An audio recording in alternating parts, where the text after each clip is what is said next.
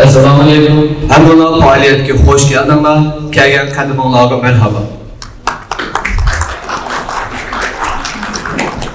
Bugünkü şair Abdurrahim Ötkür yaş idim müşkül seferge atlanıp manganda biz endi atqa mingidek boqqan ve ene nevrimiz deb yazgan.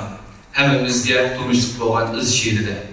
Ana mushu şiirning ikinci mısrasidagi endi atqa mingidek boqqan ve ene nevrimiz degan atni biz bugün Sharqiy Turkistonning hurlik mücadelesining simvoli deb faraz qilsak, Abdurrahim Ötkür'ün şu at bilen çepip, hürlik temene atqızışını ümit kılgan nesil, aşı atqın mengidek boqqagan nesil, mana bugün Uygur Federasyası ve Uygur hürlik monopolinin ötküzgen faaliyetinde kademleştirip kılıp, orundukları yerine edip oturuptu. Bugün Sharqiy Turkistonda nimeler bulup atılı, bu sual hiç kaysızlık artık so'rashning haceti kalmadan bir sual. Ama bugün Sharqiy Turkiston üçün biz nimelerni qila olamiz? Nimeler qilindi? Devlet sirtidagi ve devlet ishidagi dünyanın her qaysi joylaridagi vatandoshlarimiz üçün, xalqimiz üçün, hurlik üçün qo'limizdan nimeler keladi degan savolni chin qalbimizdan chiqarib bugün so'raymiz. Hoş geldiniz efendim. Ayaklarınıza sağlık, şeref verdiniz, safalar getirdiniz. Uygur Federasyası ve aynı zamanda Uygur Hürlük Munbirinin beraberinde gerçekleştireceği programa ve tarihi bir programa şahitlik ediyoruz. Niçin? Hatırlayalım hep beraber Bedir Savaşı'nı ve Okçular Tepesi'ni terk etmeyen okçuları. Bugün burada işte o Okçular Tepesi'ni terk etmeyen bütün misafirler bir araya toplanmış bulunmaktayız. Bugün hep beraber bir soruyu soracağız, hep beraber bir soru üzerinde tartışacağız ve bugün bu sandalyelerde oturan tüm değerli misafirler aynı fikirde, aynı dert üzerinde toplanıyor. Ve buradan yola çıkarak şöyle diyorum ki Allah niyetlerimizi kabul etsin ve temennimiz, niyazımız olur ki bugün buradan kalktıktan sonra hepimizin içerisinde Doğu Türkistan için, Uygur bağımsızlığı için ve tapusunu başkasına bırakmaya mecbur bıraktığımız Doğu Türkistan için neler yapabiliriz konusunda artık aydınlık bir, önümüz açık bir yolla ilerleyebiliriz. Temennimiz odur efendim. İstiklal Marşı'yla başlayacağız ve aynı zamanda memleketimizin Doğu Türkistan Marşı'yla Kur'an-ı Kerim tilaveti ve ardından da tebrik konuşmaları ve açılış konuşmalarımız olacak. Sonra bir mola, molanın ardından yurt dışından gelen çok değerli misafirlerimiz var ve Türkiye içerisinden televizyoncular, üniversiteli öğretim üyeleri ve haricinde birçok meslekten çok değerli misafirlerimiz konuk. Onları davet edeceğiz. Sonra yine bir mola, yaklaşık programımız saat 4'e kadar sürecek efendim. Şimdi Doğu Türkistan Marşı ve Türkiye'mizin marşına saygı duruşu için hepinizi ayaklanmaya çağırıyorum efendim.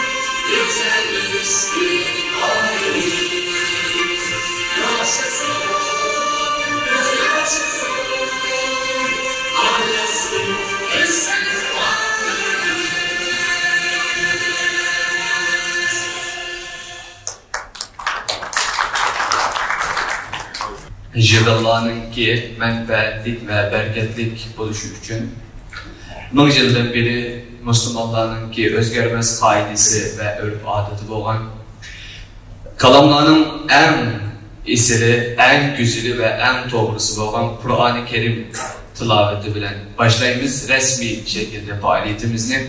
Kur'an-ı Kerim tilaveti için Hikmetullah Karim'le sahneye teklif kıldı.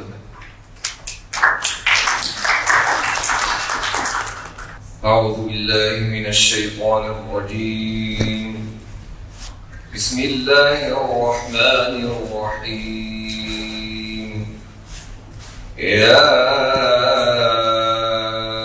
أيها الذين آمنوا خذوا حذركم فانفروا ثبات أو انفروا جميعا وَإِنَّ مِنكُمْ لَمَن لَّيُبَطِّئَنَّ فَإِنْ أَصَابَتْكُم مُّصِيبَةٌ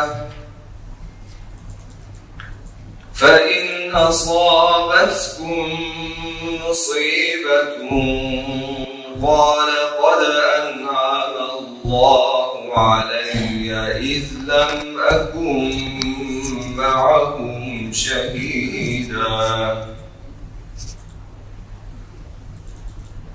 ولئن أصابكم فضل من الله ليقولن كأن لم تكن بينكم وبينه مودة كأن لم تكن بينكم وبينه مودة يا ليتني كنت معهم فأفوز فوزا عظيما فليقاتل في سبيل الله الذين يشرون الحياة الدنيا بالآخرة ومن يقاتل في سبيل الله فيقتل أو يغلب فسوف نؤتيه أجرا عظيما وما لكم لا تقاتلون في سبيل الله والمستضعفين من الرجال والنساء والولدان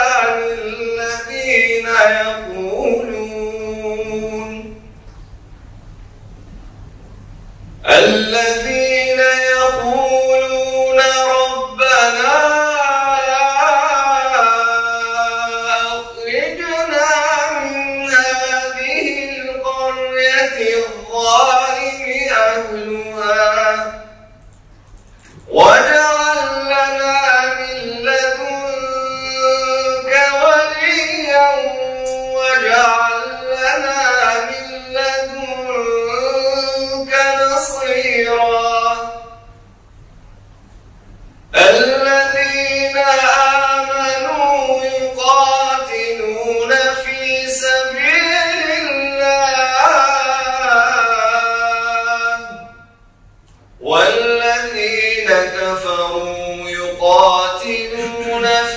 سبيل الطاغوت فقاتلوا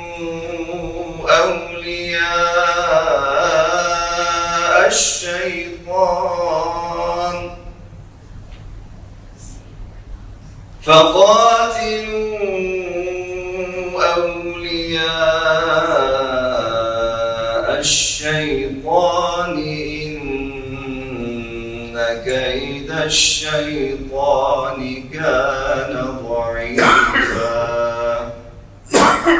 صدق الله العظيم.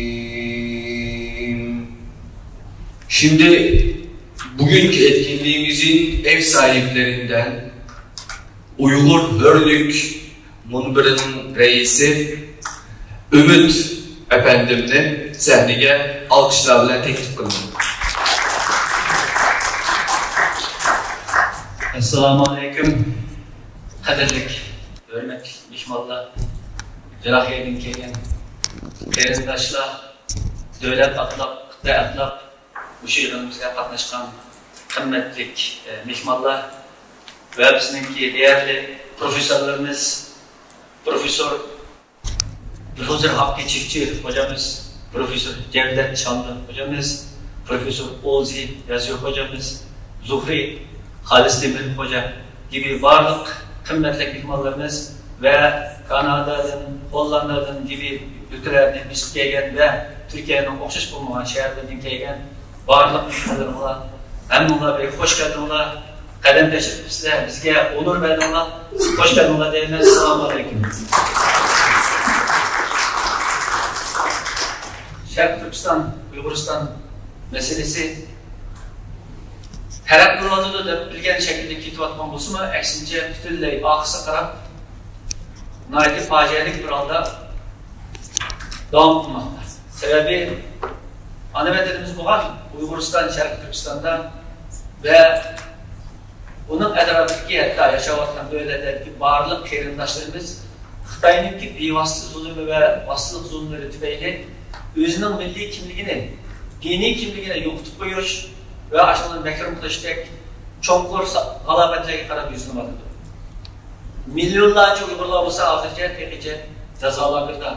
Bunun için kaçı milyonu ölüm tükedi, kaçı hayatın iş kaysımızı bilmeyimiz. Fakat tahmin kılıp söyleyiz. Biz çetelleri çıkıp 30 yıl ne yazıyor, onu da müküp. Şarkı Türkistan, Uyguristan davası için kreş kuruluktan teşkilatlar ve önderler, liderler Azırca teşkilatımızın koludaki işçiler davalarını geldim.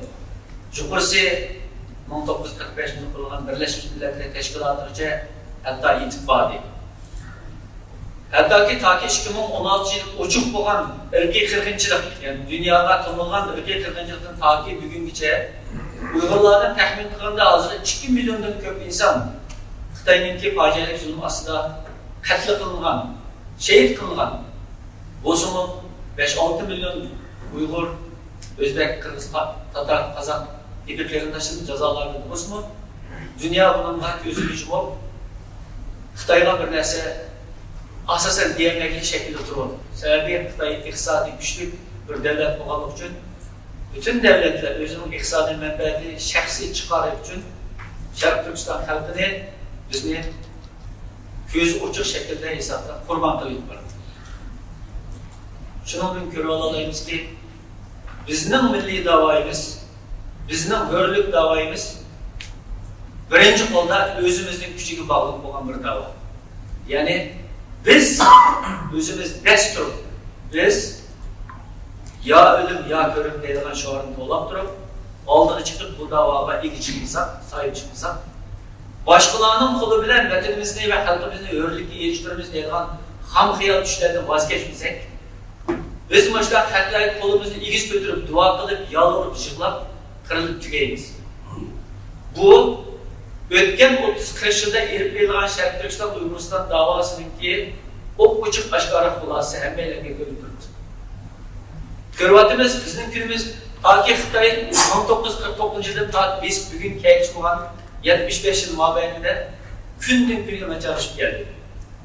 Hatta Uygurların milli davası içerisindeki çok teşkilatlarımız varlık şahslarımızın bir katlı güç bilen Amerika Birleşik Devletleri'ndeki okşaş belki o'xshash yerlardan nurg'un qonunlarni, mabdalarni asıl qiladigan bo'lsa Uyg'urlar uchun buning hech qanday foydasi bo'lmadi. Sababi Xitoy bir qancha jihatda kuchli bir davlat bo'lib, ular ham iqtisodiy jihatdan tahdid qilayotganligi uchun bizni qurbon qilib chiqishga rozi bo'lib ketadi. Shunlashqa bizning bu yig'inimizning ismi Mustaqillik yo'lida harakat. Ya'ni mustaqillik uchun, o'rligimiz uchun biz amaliy nima ish qila olamiz? Nima ish qilsak bo'ladi? Bizning maqsadimiz tashkilotchilik qilib, keşke o'zaro chatarlik Uyg'urlar bilan ham o'shalarni qutuldiramiz deb, o'shalar bilan umum yashaymiz ham o'shada o'tishmi yoki bir kuni ana vatanimiz bo'lgan Sharq Turkistondan qaytib berib, shu yerda yashashmi? Va shu yerdagi xalqimizni zulmdan qutuldirib, Xitoydan butunlay qutuldirib, milliy mustaqillikka erishishmi? Agar bizim nishonimiz haqiqatan milliy mustaqillikka erishish, mushu yo'lda kurash qilish bo'lsa, bizning cho'q qo'yib olgan shiorimiz mustaqillik bilan harakat degan o'sha nom ostida biz haqiqatan nimalarni qila olamiz degan nuqtada biz istiqomat qilaylik va qimmatli xo'jalarimizning fikrlarini, tashkilotchilarimizdan aktivistlar fikrlarini anglab o'zaro fikr almashtirib bir chiqish yo'li topaylik, balki bizning bir tomchi bo'lsin asimiz qalbimizga, odamlarimizga bo'lqalar degan o'sanda o'yinlarni qo'shtirib o'qigan o'yinimiz ikkinchi qatorda mustaqillik yo'lida harakat tuzilgani Sharq Turkistonliklar Federatsiyasi tashkiloti bilan Rais Ahmed Amin Damarlar bilan birga yuzlab birlikni aytib ko'rsamiz. Sharq Turkistonliklar Federatsiyasi tashkilotiga Rais Ahmed Damarlarga chinkamni rahmat aytaman. Bizlar bu shu yig'inni beshayda uyushtirgan uchun va bu shu tashkilotga barliq qarindoshlarga bizni qo'llagan va bu shu yig'inga kelib qatnashgan va tabiiy yo'lda kelayotgan har qanday kelamay qolgan barliq qarindoshlarga chinkamni rahmat aytaman. İnşallah 2 günde biz fikir almıştırıp bir çıkış yolu tepip Sharq Turkiston xalqining, Uyg'urlarning Sharq Turkistonda yashayotgan barliq qarindoshlarimizni shu tuproqning haqiqiy egalari bo'lgan, tarixiy egalari bo'lgan qarindoshlarimizniki hayot mamati, shularningki siyosiy istiqbol uchun bizning qo'limizda nima keladi degan nuqtada yaxshi bir harakatlar qilib olaymiz deb o'ylayman. Bu yerda men alayda Türk dünyası yardım ve dayanışma derneğinin başkanı Sayın Halit Kanat'la alayda teşekkürlerimi bildiriyorum. Sayın Kanat Efendimiz'e şu otellerde eriş meselesi de hatta hocalarımızın bir teklif meselesi de hocalarına hem yardım kıldı. 2 kişi dönümü onaydı, tükem yardım kılan. Allah razı olsun Halit abi sizin. Ondan sonra benim sözüm başıncılık, ağır sözlerini yine mihmanlarımızdaki ayarlanan notukları ve cengivarlarımızdaki kalan notukları büyütmemiz hem onlara rahmet, salam beklerim.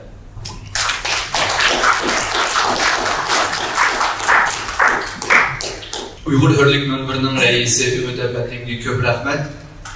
Ümit Efendim pek yaxşı sözler verdi. 2 nokta intayin yaxşı oldu. Birincisi ya ölüm ya körüm. Biz Sharq Turkistonliklar ya ölümni tanlaymizmi yoki ko'ngilligimizning bo'z ko'raylik deb ko'rimni tanlaymizmi? Ammo bugun faoliyat ismilgandek mustaqillik yo'lida harakat vatan xalqimizning taqdir va istiqboli uchun harakat finalining 2-chi qatimliq Oliy Shura yig'ini. 2-chi qatimliq Oliy Shura yig'ini bizga ya ölümni ya ko'rimni tanlamaganligimizni, buningdan keyin tanlamaydiganligimizni va 3-chi yo'l biz mustaqilligimizning yo'lini tanlaymiz. Shu yo'lni bugun izlab chiqamiz nomli faoliyatda bo'lib turibmiz. Ümit Efendi'nin qaytadan ko'p rahmat. This short summary of Mr. Ümit's speech.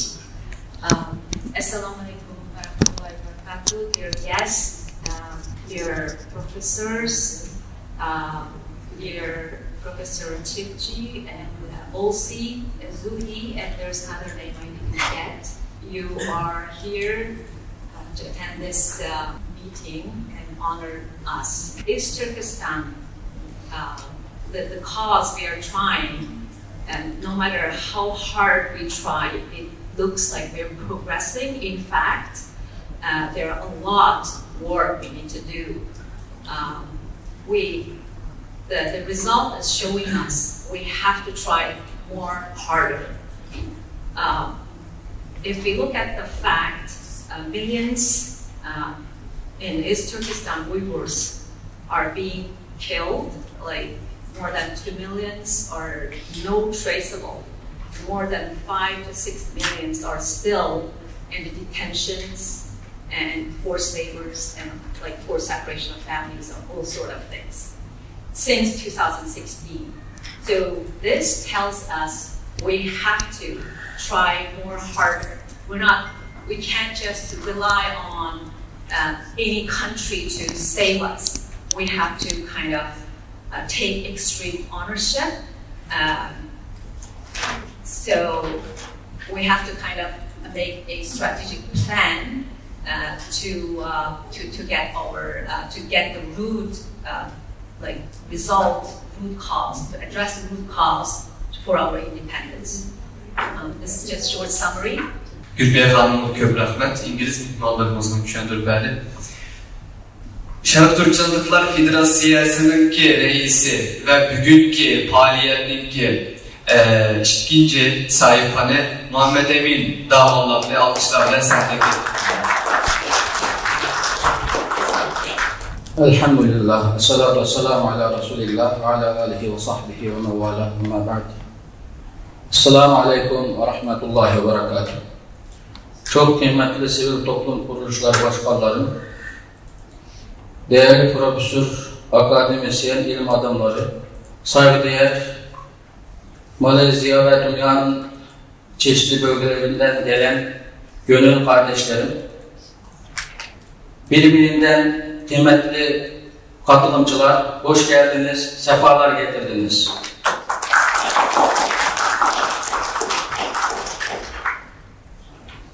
Bir düşünürün şöyle bir sözü var, askeri savaş bir nesli yok edebilir.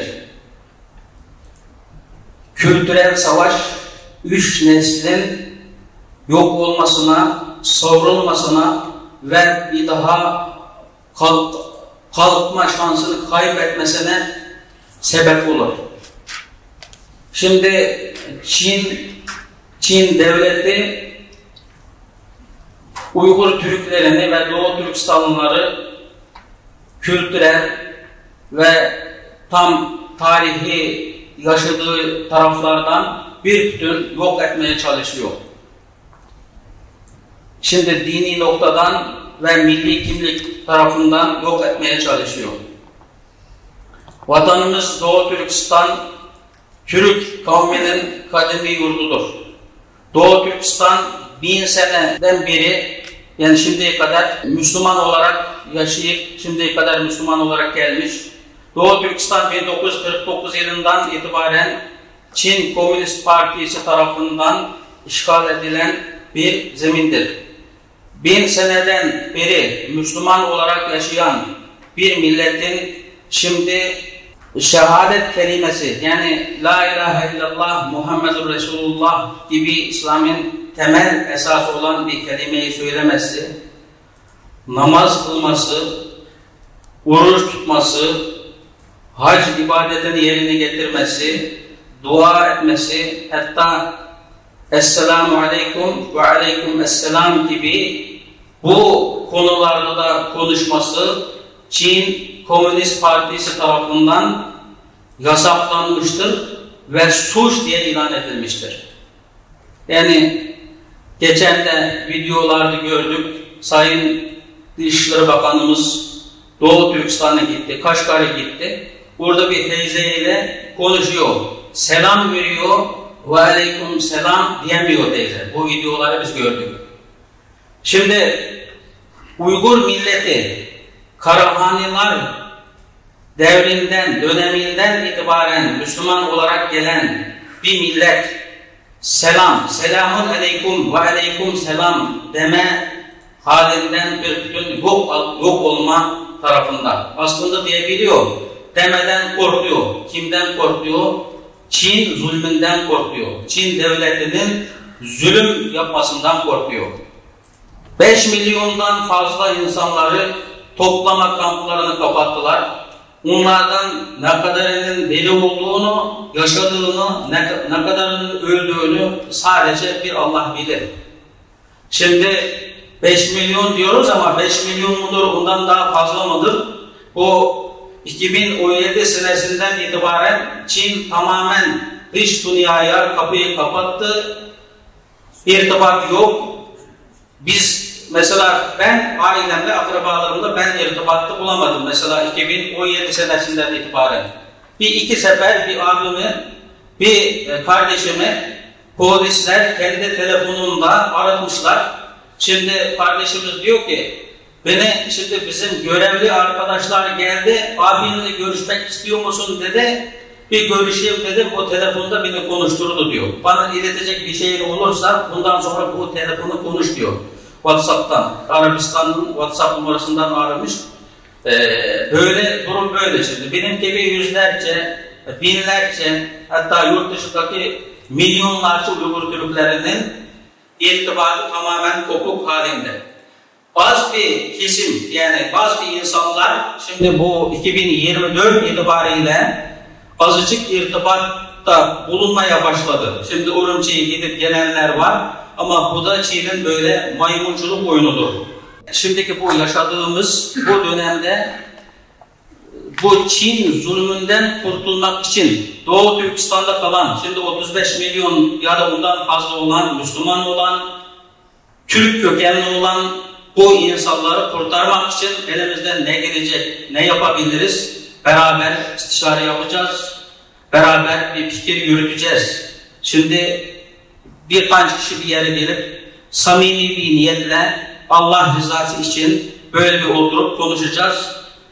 Dileğimiz, niyetimiz, Rabbimiz bize bir doğru yolu gösterir. Bizim şimdi Doğu Türkistan'daki kardeşlerimizin sesini Allah'tan başka duyan yok. Sanki duyulmuş gibi duruyor ama duyulmuyor. Dünyanın bir yerlerinde, bir bölgelerinde bir yasalar, bir kanunlar çıkmış gibi gözüküyor ama bir faydası olmuyor. Doğu Türkistan'da zulüm devam ediyor, ölüm devam ediyor, her zaman böyle sıkıntılar devam ediyor. Gelen tüm misafirlere canı gönülden şükranlarımı sunuyorum. Hepinizden Allah razı olsun, sağ olun, var olun. We can see East Turkestan is the land of Turks. That's our motherland, and we originated from East Turkestan. And we can see just from his recent interview from Turkish Foreign Minister Hakan Fidan talking with Amina, Lady Amina, it's teyze in Turkish. Even for generation to generation, our custom is when you greet to someone as Salam Alaikum, supposed to answer back Walaikum Salam. Even under the camera, Hakan can say to her Assalamu Alaikum, and she's saying, responding Ni hao or Yashinsis, she can't even dare to say Walaikum Salam. And you can feel how much pressure they're putting, how much torture, how much genocide is going on there. When Hakan Fidan says, just like regular any mother-son, any teyze brother relationship, Hakan Fidan is asking, bize dua edin, pray for us.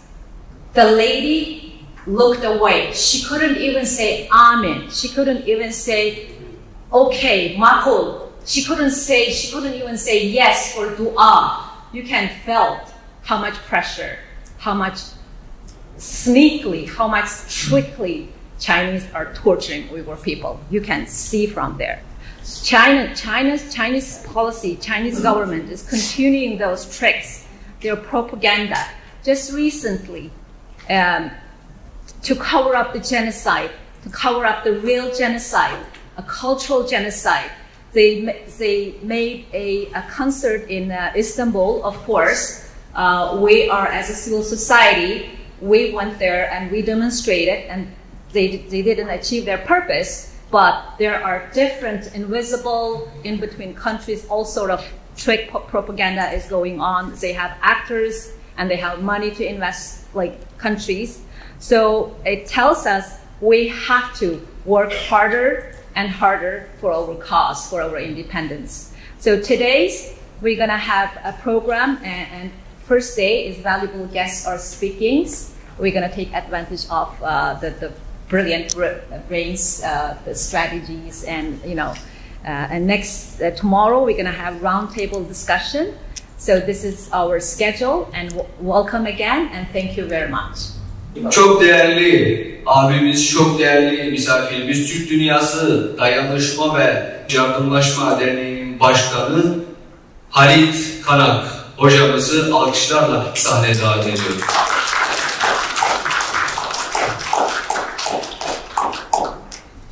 Cümleten selamünaleyküm. Yurt dışından ve yurt içinden gelen bütün kardeşlerimize hoş geldiniz diyoruz. Sayın başkanlarımıza, sayın hocalarımıza.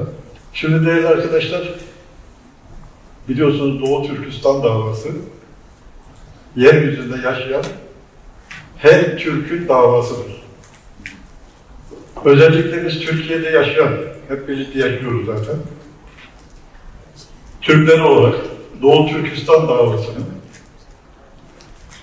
Türk milliyetçiliğinin efsane lideri Sayın Alparslan Türkeş'in bizlere vermiş olduğu bir vasiyettir. Yani biz bunu ölünceye kadar, bizden sonraki nesillerle sonuna kadar savunacaktır. Bağımsız olan Doğu Türkistan'ın da her daim devlet olarak da yanında yer alacaklardır. Yani biz buna inanıyoruz. Doğu Türkistan'ımız eninde sonunda istiklaline, bağımsızlığına kavuşacak müstakil bir devlet olarak Birleşmiş Milletler'deki hak ettiği yerini alacaktır. Buna inanıyoruz. Şimdi tabii ki dedik ya her Türk'ün davası diye. Çin'de yapılan zulmü Türk dünyasındaki bütün soydaşlarımız yakinen takip ediyorlar, yakinen biliyorlar. İliklerine kadar herkes hissetti bunu. Geçmiş dönemde de bu böyle. Yani Doğu Türkistan'da bugün zulüm var, istiklal engelleniyor. Geçmiş dönemde de Türk dünyasının, Türk coğrafyasının pek çok yerindeki soydaşlarımız aynı konumlara, aynı durumlara maruz bırakıldılar. Kısa bir geçmişten örnek verecek olursak, biliyorsunuz Afganistan'da yaşanan bir öncelikle Rus istilası olmuştu. Arkasından da Amerikan istilası geldi. İşte orada bağımsızlık Rus istilasından iken bağımsızlık mücadelesi veren Afganistan Türklerini şehit edilen lideri Muhammed Azat Bekker'i ile o dönemlerde, o mücadele yıllarında görüştüğümüzde bize şunu söylemişti.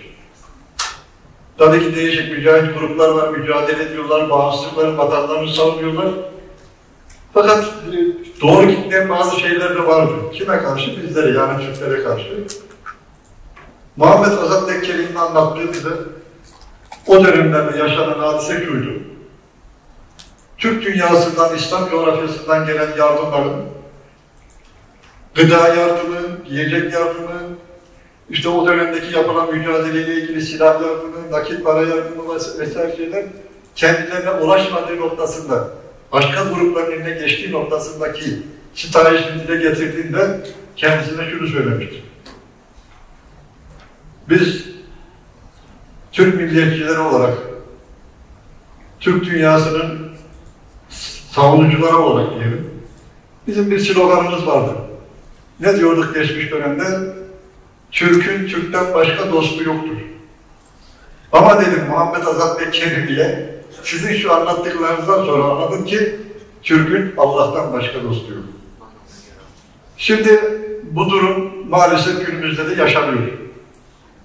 İşte Birinci Dünya Savaşı'nda olsun, daha önceki milletler, toplumlar arasında çıkan savaşlar, anlaşmazlıklar olsun, Balkan savaşları olsun vesaire şeyler, yani yeryüzünde zaman zaman dile getiriliyorlar öyle. İşte insan hakları davası, ihlalleri davası vesaire şeyler. Yeryüzünde katliama uğrayan tek bir millet varsa maalesef o da Türk milleti. Bunu geçmiş tarihimizde gördük, yaşadık ve günümüzde de yaşıyoruz. Ama bu böyle gidecek mi? Gitmeyecek. Az önce söylediğimiz gibi yeryüzündeki son Türk istiklaline kavuşana kadar, bağımsızlığına kavuşana kadar, rahat, huzur ve refah içerisinde yaşayana kadar bu mücadelemiz devam edecek. Bu vesileyle uzaktan yakından gelen bütün kardeşlerimizi, arkadaşlarımızı canı gönülden selamlıyorum. Saygı ve selamlarımı iletiyorum. Ümit Başkanıma da böylesine güzide arkadaşlarımızın sizlerin bir araya gelmesine vesile olan bu toplantıyı organize ettiği için çok teşekkür ediyorum. Allah'a emanet olun.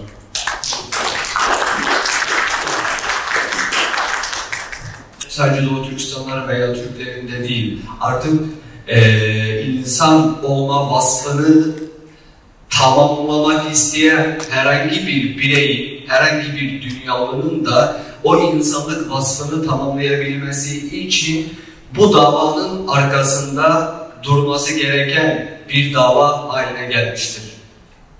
Başkanımıza tekrardan çok teşekkür ediyorum. Hem de tebrik sözleri için yine gelgen aziz mihmanlardan Uyghur Tibabet Tədqiqat Vəqfi ve Şərqi Türkistan Kütüphanesi Məsulü Abdul-Əhəd Uçqun Hacimini səhnəyə gətirib qılman xidmərəm.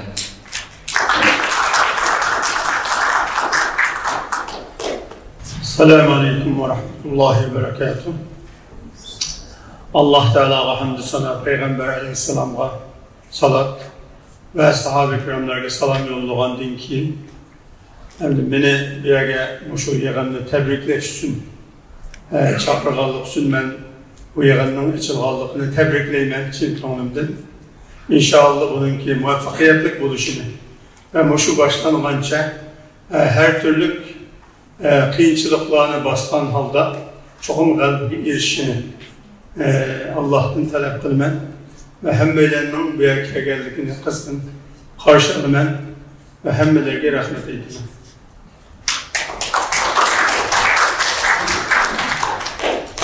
Kısa ve intayin ixcham sözlerini verdi bizge. Hem de Turan Konfederasyonu Genel Başkanı Erkin Sabit Efendi'yi konuşması için sahneye davet ediyorum.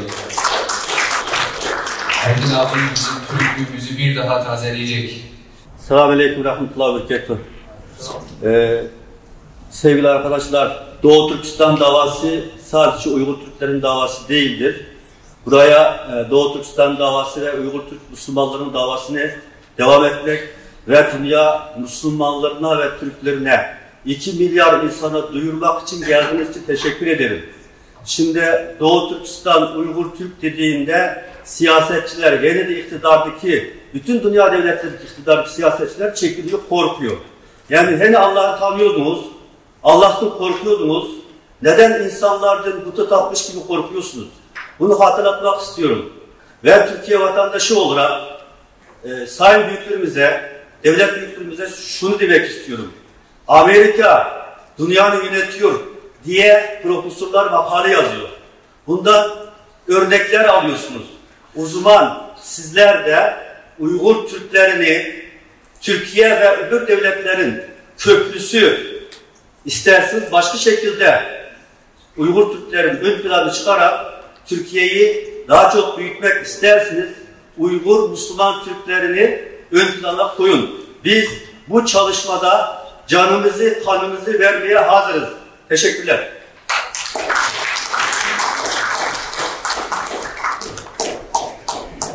Malaysiyadan kelgan ve Türkiye'ninki her qaysi joylardan qadam tashlab qilgan universitet o'quvchilariniki, professorlarninki, doktorlarninki makalelerini ve sunumlarla tanışayız. Malaysiya'dan gelen ve aynı zamanda Türkiye'nin farklı bölgelerinden, farklı üniversitelerinden teşrif eden öğretim üyelerinin sunumlarını dinleyeceğiz. Doğu Türkistan hakkında çok güzel konulara temas edildi. Bir önceki oturumumuzda Doğu Türkistan hakkında ve bağımsızlık hakkında neler yapabiliriz konusunda tartışmalar daha gelmedi. O tartışmanın oturumu işte bu oturumdur. Molada enerjilerimizi bir daha tazelediğimizi düşünüyoruz efendim. O vakit pür dikkat bir şekilde hepimizi sadece gözlerimizle ve kulaklarımızla değil, bu salona kalbimizi vermemizi, bu salona yüreğimizi, bu salona bütün dertlerimizi tazeleyip burada oturanlara vermenizi sizlerden istirham ediyorum, rica ediyorum. Kalbi duygularımızla dinleyelim. Şimdi ilk konuşmacımız Profesör Doktor Hakkı Çiftçi, Çukurova Üniversitesi öğretim üyesi. Alkışlarla Akit TV'den yüzlerine aşina olduğumuz, Akit gazetelerden ve farklı gazetelerden makalelerine hakim olduğumuz çok değerli televizyoncu deriz, çok değerli moderatör deriz, çok değerli yazar deriz, çok değerli denemeci deriz ve nerede, ne zaman Uygurlar hakkında bir program olduğu zaman kendisini o gaza getirici konuşmalarıyla aramızda belirten çok değerli hocamız Halis Özdemir. Üçüncü konuşmacımız olarak Malaysia Uluslararası İslam Üniversitesi'nin öğretim üyesi Olsun Yazıcı hocamız. Sahneye davet ediyorum. Dördüncü konuşmacımız olarak Malaysia MAPIM Teşkilatı'ndan Zuhri Yuhli hocamız. Zuhri hocamız alkışla istiyorum. Zaten bu tarafa dönünce göreceksiniz. Kendisi bugün Malaysiyalı değil, kendisi Doğu Türkistan vatandaşı olarak aramıza teşrif ediyor. O karmayı gömleklerle bir daha alkışlar ediyor. Yıldız Teknik Üniversitesi öğretim üyesi Cevdet hocamızı alkışlarla sahneye davet ediyorum. Aynı zamanda kendisinden rahmet istirham ediyorum. Ve oturumumuzun moderatörlüğünü yapmak üzere Burhan Uluyol, Sabahattin Üniversitesi öğretim üyesi ve bütün programlarda etkinliklerinden aşina olduğumuz bir isim. Assalamu alaikum arkadaşlar. Assalamu alaikum dear guests. Kıymetli misafirlerimiz hoş geldiniz diyelim. Çukurova Üniversitesi Profesör Doktor Hakkı Çiftçi profesörümüze öncelikle söz teklif ederim. Teşekkürler. Milattan sonra 731'de altta yer derinmedikçe, üste gök çökmedikçe senin elini töreni kim bozabilir diyen Bilge Kağan'ın selamıyla sizleri selamlıyorum.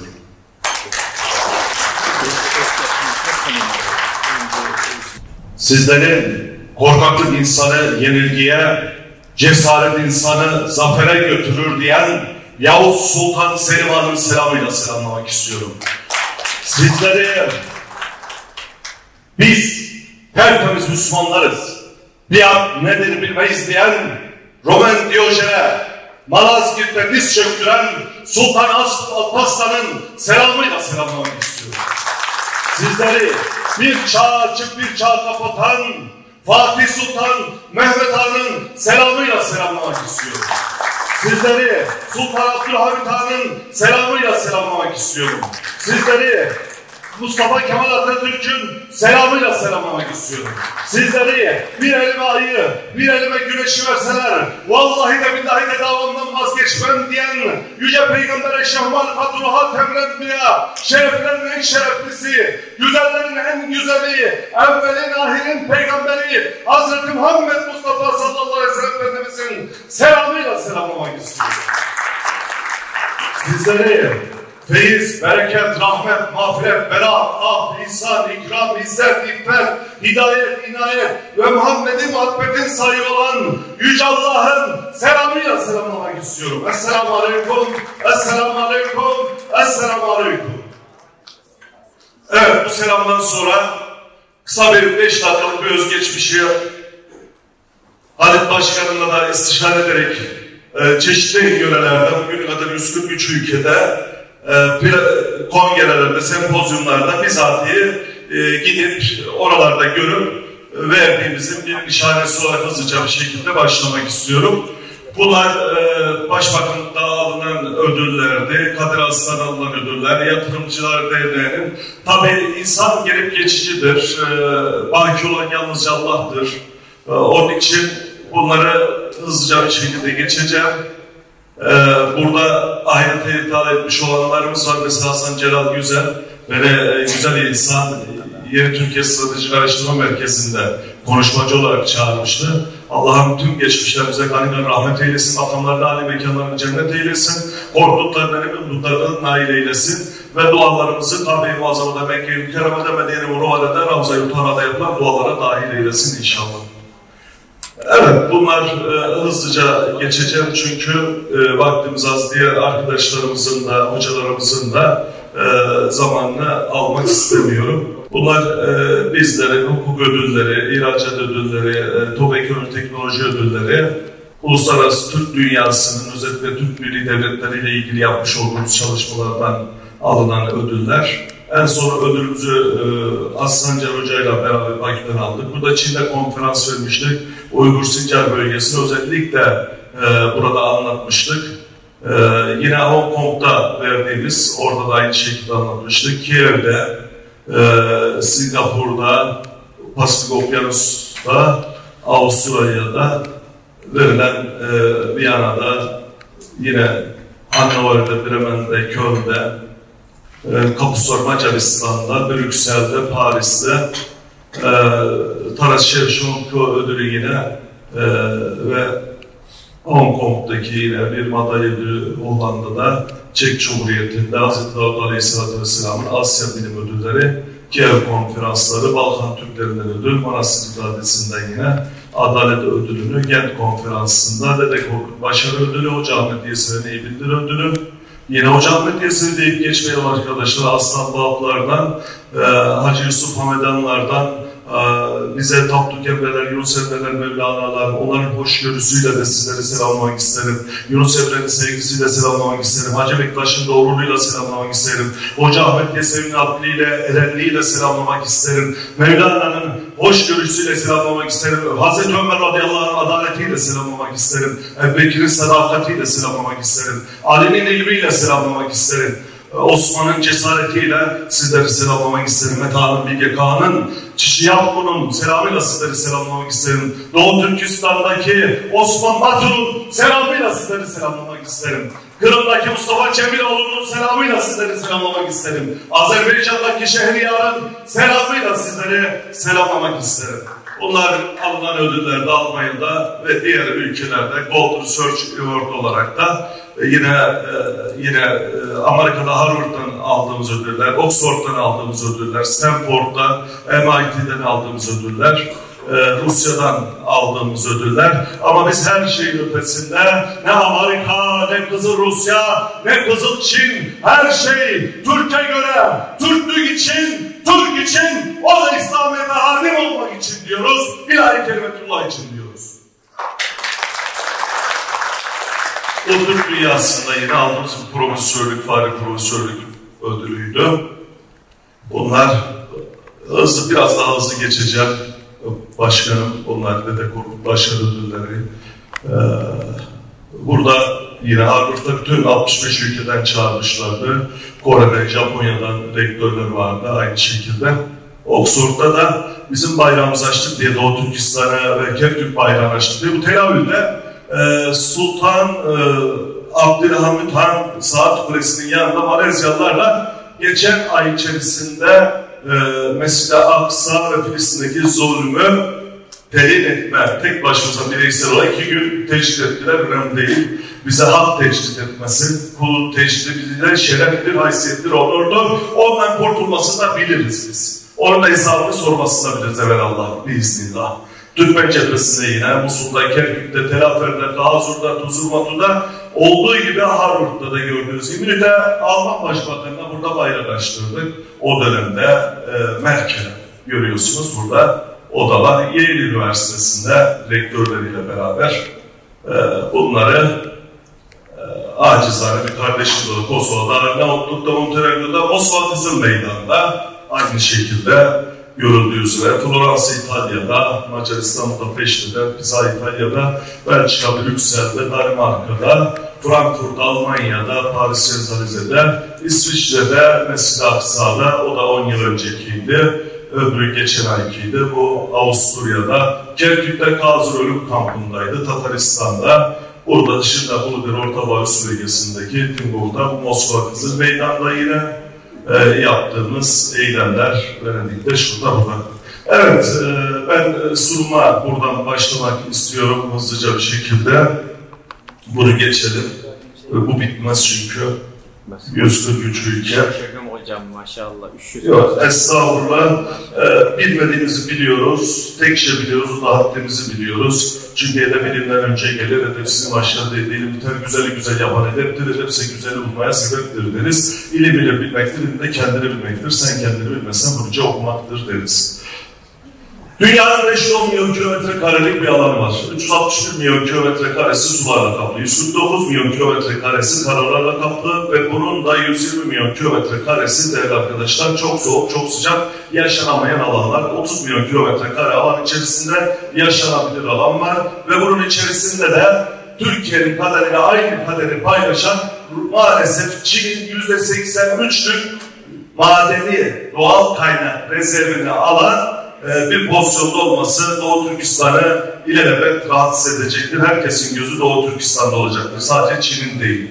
Oradaki nelerden dolayı bunun sebep olduğunu göstermek için bunu söylüyorum. Şu tam da dünyanın orta noktasında gördüğünüz gibi haritadaki tam orta nokta bizim Türkiye Cumhuriyeti Devletimiz 783.562 kilometre kare alanla. Son dönemde bakın 462.000 kilometre karelik mavi vatan anlayışıyla birazcık Doğu Akdeniz'de Fatih Sismik Devlet Münhasır Ekonomik Bölge Antlaşması'yla Libya ile anlaşma yaptı diye 145.000 ton hidrokarbon için ve 405 milyon metreküp doğal gaz buldu diye kıyameti koparttılar. Biz sizin anlaşmanızı Avrupa'da, Amerika'da tanımıyorum diye karşımıza çıktılar. Halbuki onlara neydi? Biz Libya ile sınır komşularımızla bunu anlaşmıştık. Genel hatlarıyla şöyle tarihsel bir perspektife baktığımızda Türk dünyası üzerinde o Selçuklu, Osmanlı ve binlerce, hatta milattan önce 18.000 yıl öncesini görebiliriz. Burada büyük dinler içerisindeki İslamiyet'i, büyük dinler içerisindeki diğer Hristiyanlığı ve diğer kurulan bütün medeniyetleri, onların eşiklerini, bilim ve teknoloji devrimi içerisindeki tutum ve davranışları sizinle beraber burada paylaşmaktan şeref duyarım. Tarih cesaret edene görür. Tarih cesaretsiz korkak insanlara görmez. Bilimde cesur olacağız, ilimde cesur olacağız, uygarlıkta cesur olacağız.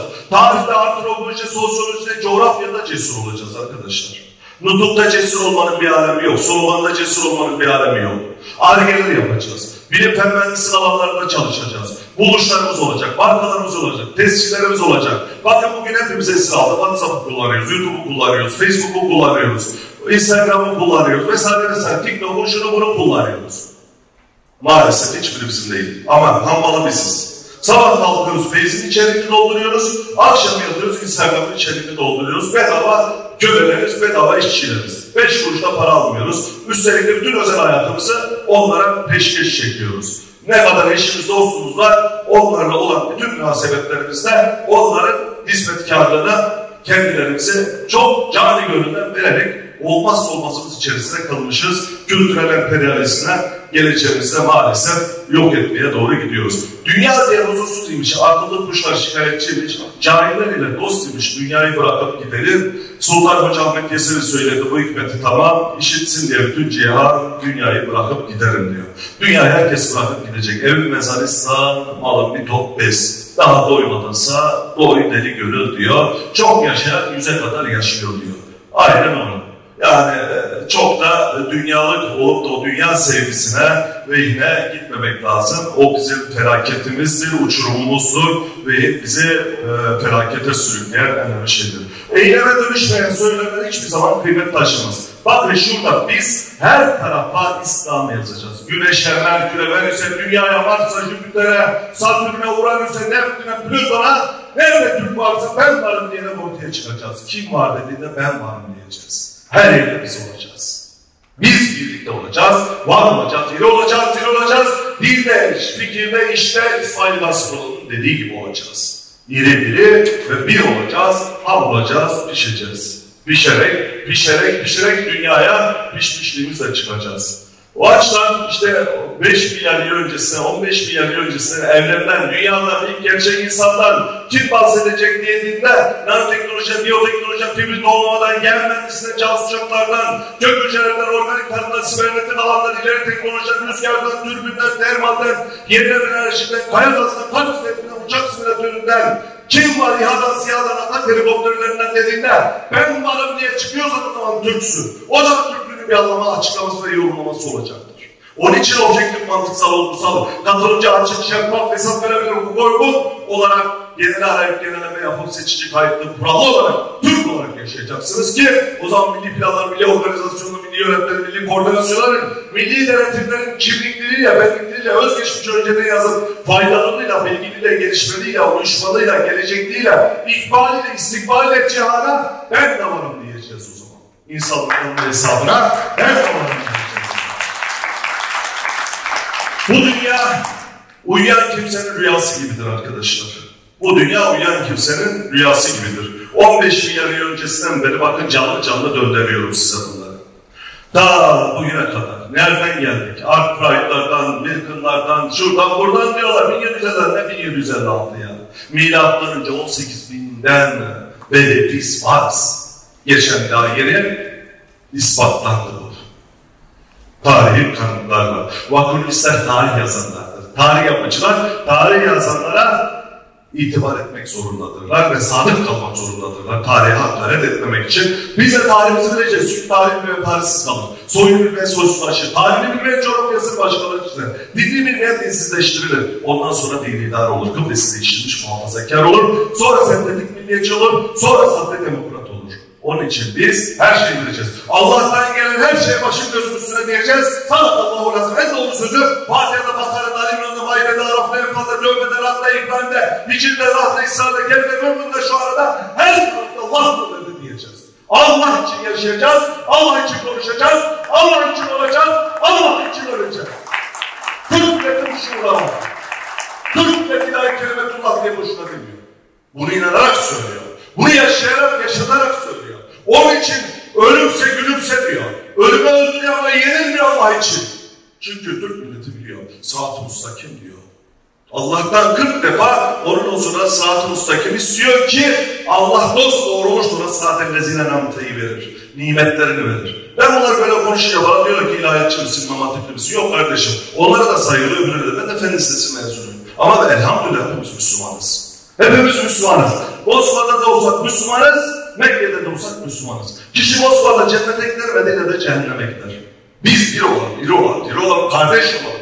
Çünkü innâ bakın tüm Müslümanlar kardeştir. Kişilerin hepsi çiftledir, kardeş istemediği müddetçe hakiki iman etmiş olmaz. İman etmediği müddetçe cennete giremez. Cennet ucuz değil, cehennemden lüzumsuz değil. Yakıt insanlara taşlar olan cehennem ateşinden eşimiz, dostumuz, sevdiklerimizi korumakla ve toplamakla mükellefizsiniz. Biz öyle deme lazım diyemeyiz. Çünkü biz giderken Allah'ın ismini söylerken Rahman sıfatının yanına yanlışlık koyuyoruz. Allah'ın ismiyle diye. Rahman ne demektir? Müslüm, gayrimüslimin herkesin teminatı ben Müslüman olarak Allah'ın ismiyle ben olacağım demektir. Başlık Allah sevdasat olarak o yanmasının asaletini yaşayacağım demektir. Bismillah sonra gelir Rahman odur. Rahim sıfatıyla da Allah kendine inananlara, kendisi için ibadet edenlere, namazını, orucunu, haccını, zekatını, şunu, gurur yapanlara, hayır sanatını görenlere özel muamele yapacak. O ayrı bir mesele. Batılılar buraya empati diyor. Empatiler iki tane yol çıkıyor. Bir sempatik, bir de antipatiktir. Onun için güçlü bir stratejimiz olacak.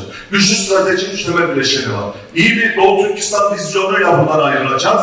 10 yıl sonra Doğu Türkistan'ı nereye getireceğiz diye ciddi adımlar atacağız. Arkadaşımız az önce sunucu arkadaşımız söyledi ya kardeşimiz. Nereye getireceğiz? Doğu Türkistan'ın o bağımsızlık karakterimdir dediği, ben için yerin altında yerin üstünde fark etmez, esaret altında olduktan sonra ben şehit olurum, gazi olurum ama esaret altında olmayı hür olarak Allah'ın huzuruna durayım diye. Onun için Allahu Ekber diye tersine kaldıramak diyor. Onun için la tuğlen şefaatun şeye varaya yoksun diyor. Bütün dağıtım işlere karşı çıkıyor. Onun için İngilizce lafı dalalim mübin diyor. Ama siz haksızsınız diyor haksızlığa karşı. Sus diyor, sus diyeceğiz, sus diyeceğiz. Haksızlığa karşı dimdik ayakta duracağız. Onun için biz inanmak ki Rabbim kılsın diyeceğiz. Biz Allah'tan başkasına iman etmeyiz diyeceğiz. Çünkü sadakallahu lazım. En doğru sözü Allah söyler. Onun dışında ne yazarsanız yanlış yola çıkar. Allah var, Allah ya. Gerisi yalancı var. Evet, 15 kere ilkel politik ekonomiden falan bahsettik. Bizler toprağa benzeriz. Her türlü kötü şey atılabilir ama bizden hep güzel şeyler çıkar. Onun için biz bu anlayışla olacağız. Ama en iyi tohumu en kötü toprağa ekersek gitmez. Doğru tohumlar da doğru yerler. Bakın buradan gidiyorum. Avcı, toplayıcı 4.998.000.000 yıl öncesinden bahsediyorum. Müslümanlıktan bahsedecek kardeşim. Sonradan dönemi değil artık. Nutuk dönemi değil artık. Geçmişiyle o şanlı anlı tarihiyle ölme dönemi değil artık. Onu bileceğiz. Onun üstüne biz koyacağız. Daha ötelere götüreceğiz. Ötelerin ötesini konuşacağız bizler. Bunu konuşursak o zaman mutlu ve huzurlu olacağız. Evet bakın bizim medeniyetlere bakın. Ben geçen ifade kaldım. Şuna bakın, şuna esere bakın, sanat eserine. Batı'da bu yok. İyice bakmamız lazım. Gerçekten bu yok. Burası Hoca Ahmet Yeseri'nin makamı. Orada yine işte bu günlerle Anadolu taşıdığı şey bizi zalime hasım yaptı, mazluma dost yaptı. Yani hikmet sahibi yaptı. Ama şimdi ne yaşıyoruz? İrfansız ilimi yaşıyoruz. İrfansız ilim bize alim yapıyor. İşini çok iyi yaparak teknisyen diyorlar. Ama akademisyen demiyorlar. Akademisyen ayrı bir kavramdır. Akademiye hakim olmak, ruhlara dokunmaktır. Allah akıllarımıza ilim ve hikmeti yükletmeyi, Allah bize ruhlarımıza mesanet ve tekamülü vermeyi, fikirlerimize feraseti ve basireti yüklemeyi ve bedenimize sağlık, sıhhat, afiyeti emanet olarak korumayı emrediyor Allah bize. İrfanı emrediyor Allah bize. İrfan sahibi olacağız. İrfanlı ilim bizi arif yapar, arife tarif gerekmez. Ama irfansız ilim bizi alim yapar, sonuçta tarife gerek duydurur maalesef. Onun için ölçemediğimiz şeyi yönetemeyiz. Hedefi olmayan gemiye de hiçbir rüzgar yardım edemez. Nişan almadığı şeyi de vuramazsınız. Kişi bilmediği şeye de düşmandır. Elinde silah olan da düşmandan korkmaz. Sen işin zor, nasıl tercüme edeceğim diye düşünüyorum. Onun için bilmek lazım. Hedef koymak lazım. Ölçmek lazım. Biz neyi bileceğiz? Biz Doğu Türkistan'ın ne yaşadığını bileceğiz. Evet, bu ruh bizim burada söylediğimiz bu ruh, göğü Müslüman Türklerin çadırı, biz bu güneşi ise bayrağı haline getiren fetih ruhuna Kızıl Elma diyoruz. Dün bütün boylarıyla birlikte Müslüman olduktan sonra şehadet parmağını gökyüzüne kaldırıp Türk iman diyenlerin aratan Türkmenlerin soyundan geliyorsunuz. Türk iman. İmanlı Türk diyoruz biz. İmanlı Türk. Bir gayrı şirk mağfiret ve için. Gayri inanmalara mağfiretler, iyilikler vardır ve yüce sevaplar vardır. Onun için biz Türk iman olarak saldık doğru haramdan bugün bekar davamızı sürdürmek zorunda kalan Abdülhamit'e kadar devam eden gelen büyük bir metkolerin sahibiyiz bizler. Bizler bu ruhlar gah Malazgirt dönemlerinde dirildi, gah İstanbul surlarında, gah Belgrad dönemlerinde ortaya çıktı. Gah Otranto'da gene kumlu işaretle birlikte Asya'dan dünyanın dört bir tarafına kan dedelerimiz kendilerine işaret eden mevzilere koştular. Çin ve Acemlerin Rum ülkesine, buradan Tatar Hint diyarına değil, at sürükler ezdi. Toynaklardan şimşekler çıkan atlarla küffara baskınlar verdi. Resul-i Kibriya Efendimiz önder oldu. Bu yurtlar bize göndermedi dedik biz. Töremizi, yolumuzu, yordamımızı, usulümüzü, erkanımızı, edep verdiğimizi onun içecek hiçbir şeyle donatmadık. Biz o yüce peygamberin güzel ahlakı tamamlamak üzere gönderilen o yüce peygamberin yolunda gitmeyi kendimize en kıymetli hazine, en kıymetli şeref, haysiyet ve onur olarak bildik ve o şeref, haysiyet, onuru ve şerefinde taşımayı en büyük şiar olarak gördük ve bu şiarla da ilerlemekte yaşayacağız diye huzurlarınıza söylüyorum. Çünkü Allah'ın Müslümanlara emrettiği uz kılıp reayadan sadece makbul olmasını istedik. Kılıçlarımıza nice illeri, kitaplarımıza nice dilleri fethettik bizler. Ezanlarımızla yeni beldelere, ozanlarımızla yeni gönüllere girdik bizler. Girdiğimiz bu yerlerde azametlikler, ışıklar saçılan kurşlarda bir kartal yuvasını anımsatan uçlar bina ettik bizler. Tövbemize ve ahdimize sadık kalıp bidat nedir bilmedik Sultan Alparslan'ın dediği gibi. Bu sebeple Allah bizi aziz kıldı diyor Sultan Alparslan. Biz onun için Allah'tan başkasına meyil göstermediğimiz için Allah bizi aziz kıldı. Biz çünkü İyyâke na'budu ve İyyâke nestaîn dedik. Allah'ım sana ibadet ediyoruz, sadece senden yardım diliyoruz dedik. Allah'tan yardım dileyip başkasına el açmadık biz. Biz Allah için yaşadık. Allah'ı sevdik. O sevgi bize yetti ve en üstünde. Evet, Doğu Türkistan zaten sonra doğru geliyorum. Coğrafyanın bize yüklediği kaderdir. Ratzel öyle diyor. Coğrafya kaderdir diyor. Maalesef Doğu Türkistan'ın çok zenginliği var ama bu zenginliği koruması için çok büyük bilgilerle donatılması lazım. Çok büyük teknolojilerle donatılması lazım. Doğu Türkistan'ın kurtuluşu kendi içindedir, kendi yüreğindedir, kendi bileğindedir. Başkasıyla kurtuluşu beklemesin. Boşunadır. Onun için kendisi dediğimiz Türk oğludur, kendi oğludur. Bu da Allah'ın hizmetkarıdır. Ve 30-40 yıl 50 senenin Abbasi'nin 70 yıl, Arapların 100 yıl, 1000 küsur yıldır İslamiyet'in hizmetkarlığını yapmış Yüce Soylubilecik Türk milletidir. Bundan dolayı da öyle söylüyoruz. Bu kaderimize de övünüyoruz. Onun için değerli arkadaşlar, Uygur piramitlerinden, Uygur mumyalarından gelen bir tarihimizi, o mukamdan, tarizlerden, sonra kararlardan, kağıttan, matbaadan gelen bir tarihimizi yeniden okuyacağız. Yeniden altın, bakın Doğu Türkistan'da yeraltı kaynakları.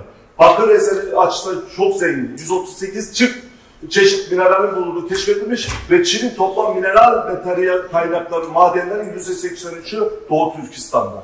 Bunun için daha bırakılmayacak. Altın, 66 altın yatağı var Doğu Türkistan'da. Petrol 160 milyar ton petrol var. Doğalgaz 10.3 trilyon metreküp doğalgaz var. Kömür 2 trilyon ton var. Allah ne yapsın daha Doğu Türkistan? Hepsini vermiş Allah. Allah sadece senden çalışmanı bekliyor. Kader gayrete aşıktır. Kader gayrete tabidir, gayrete aşıktır. Türk önde, Türk ileri diyerek çalışacağız. Başaracağız, kazanacağız. Her türlü emperyalizme karşı da mücadele edeceğiz. Her türlü faşizme, her türlü komünizme karşı da mücadele edeceğiz. Mücadelemize vazgeçmeyeceğiz. Korkmayacağız, ürkmeyeceğiz, titremeyeceğiz. Kaçanlardan, satanlardan, korkanlardan olmayacağız hiçbir zaman. Sonuna kadar mücadele edeceğiz Allah'ın izniyle. Evet, 2 trilyon ton kömür, bakın. Zenginler 10.3 trilyon metreküp doğalgaz, 160 milyar ton petrol, 10.000 uranyum. Bunların bir tane rezervi alıp bir tanesi işletsek bile, o da bilimde, fende, mühendisliğinde, Ar-Ge'de, markada, tesiste önde olsak bile Doğu Türkistan dünya lideri olur. Ve bizim hepimize de yeter. Şimdi 40 milyonluk, 30 milyonluk Müslüman olan bir Doğu Türkistan'dan bahsetmiyorum ben. Ve neler uğradığını bakın, tarihler itibariyle bir grup olarak özellikle asimile edilmeye çalışıyor. 41 yılda Çin'den Doğu Türkistan'daki nüfusuna bakın işgalden önce. Sonrakine bakın. Uygurlar, Kazaklar, Kırgızlar, Döngenler, Çinliler, Moğollar. Ondan sonra toplam bu. Etnik gruplar 53 yılında tekrar Çin'den Doğu Türkistan'daki nüfusu. Ve ondan sonra 1964 yılında Çin'den Doğu Türkistan'daki nüfusu. 82 yılında Çin'den Doğu Türkistan'daki nüfusu. En azından 80 yıllık bir tarih aldım ki 2024 yılına kadar getirdim ki görelim diye. 40 milyonluk bir Doğu Türkistan'daki nüfusu, dini, yüz ölçümü, komşularına, şehirlerini, her şeyini doğru dürüst bileceğiz arkadaşlar. Doğu Türkistan'ın cesareti var. Doğu Türkistan'ın atası, dedesi, ötesi var. Yeter ki bilelim, onları şad edelim. Onların ruhlarına rahmet okutalım. Zahmet okutmayalım maalesef. Şu anda zahmet okutma çaresizmiş gibi duruyoruz. Türk çaresiz değildir. Çaresi Allah'tır, haktır. فَاِنْتَوَلَّ فَقُلْ حَسْبِيَ اللّٰهُ لَا اِلٰهِ اِلَّا عَلَيْهِ تَوَكَّلْتُ وَهُوَ رَبُّ الْعَرْشِ. En güzel vekil Allah'tır. Türkçe yeter. Onun için وَلَا حَوْلَ وَلَا قُوَّةِ اِلَّا بِاللّٰهِ اِلٰهِ. Evet. Yusuf Hasacıklı vardır. Yusuf Hasacık'la Kaşgarlı Mahmut. Görüyorsun nasıl? O dönemde ilimle, fenle, mühendislikle uğraşıyorlar ya. 1017 ya, 1008 ya. Elinde defter kalem var ya. Alın teriyle, akıl teriyle, bana gönül terini birleştirerek medeniyet yazıyorlar değerli arkadaşlar. Onlar kanlarını akıttılar. Biz ter akıtacağız şu anda. Ter akıtmak zorundayız. Hızlıca geçiyorum son 2 dakikayı. Böylece değerlendirelim. Ahmet Yükleli'yi, Sultan Temurakhan'ı, Osman Batur'u, Doğu Türkistan'ın şahsiyetlerinin hepsini, İsa Yusuf Alptekin'i, merhum Cevdet Bekan Başmuhafazı'nın Türkeş Başkanı'nın söylediği gibi İsa Yusuf Alptekin de o dönemde bize miras olarak bıraktı Doğu Türkistan'ın bu zulmünden kurtarmazsanız olmaz dedi. Kurtaracaksınız. Eninde sonunda bakın, Tursun Gül kadar, bir kadınımız kadar, bir anamız kadar yüreğimiz yok mu bizim? Nasıl duruyor? Bakın karşısındaki tanklara, toplara, tüfeklere. Mangal gibi yüreğiyle duruyor orada. Bu Türk milletinin şahsiyetini, onurunu zedeletmemek için böyle tankların karşısında böyle duruyor. Görüyorsunuz İffet abidesi. İffet abidesi, galibiyet abidesidir. Şeref, haysiyet, onur abidesidir. Hepimiz böyle duracağız. Yanlış açılışına, kötüye karşı. Doğruları, iyileri, güzellikleri yayar. Bizler onları çoğaltacağız. Güneşin doğduğu yerde kardeşim kan alıyor. Görmüyor musun? Yani onun için bakın bu güzel bir makaleydi. Özellikle aldım kaynaklarla beraber. 7 Ocak 2020 tarihinde ABD'deki Çin Büyükelçiliği'nin resmi Twitter hesabı yapılan paylaşımda Uygur kadınlarını zorla kısırlaştırarak özgürleştirdi ve artık bebek yapma makinesi olmaktan kurtarıldığı ifade edilmiş. Doğu Türkistan'ın kadınlara uygulanan kısırlaştırma politikası itiraf edilmiştir. Bizzat Çin'in kendisi tarafından, bakan tarafından, resmi makamları tarafından. 2014 senesinde 200 binden fazla RIA uygulanmış. 2018'e gelindiğinde bu sayı 330 bine kadar çıkmış. 2018 yılında bölgede her 100 bin kadından birine RIA uygulamıştır. Kısırlaştırma uygulamışlardır. Çin'de uygulanan toplam sayının %80'idir. 2016-2018'e kadar 7 kat artmıştır. 2019 senesinde Botan'da tüm evli genç kadar %34 kısırlaştırılmıştır. Yani bu zulüm değil de nedir? Buna sessiz kalmak, insanlığın ve hesabına susmak değil de nedir? Şeytanlık değil de nedir? Dilsiz şeytanlıktan başka bir şey değildir. Onun için özellikle 2017 yılında başlayan sert düşük Çin'in Doğu Türkistan'a uyguladığı sistematik soykırım politikasına doğrudan ilişkilidir. Son kısımda Doğu Türkistan gerçeği bu makalede zaten var. 2024'te Ocak'ta yayınlandı bu. Çin Uygur tıbbının etkisini azaltacak. Çin yasa değişikliği yaparak toplumu kandırıyor.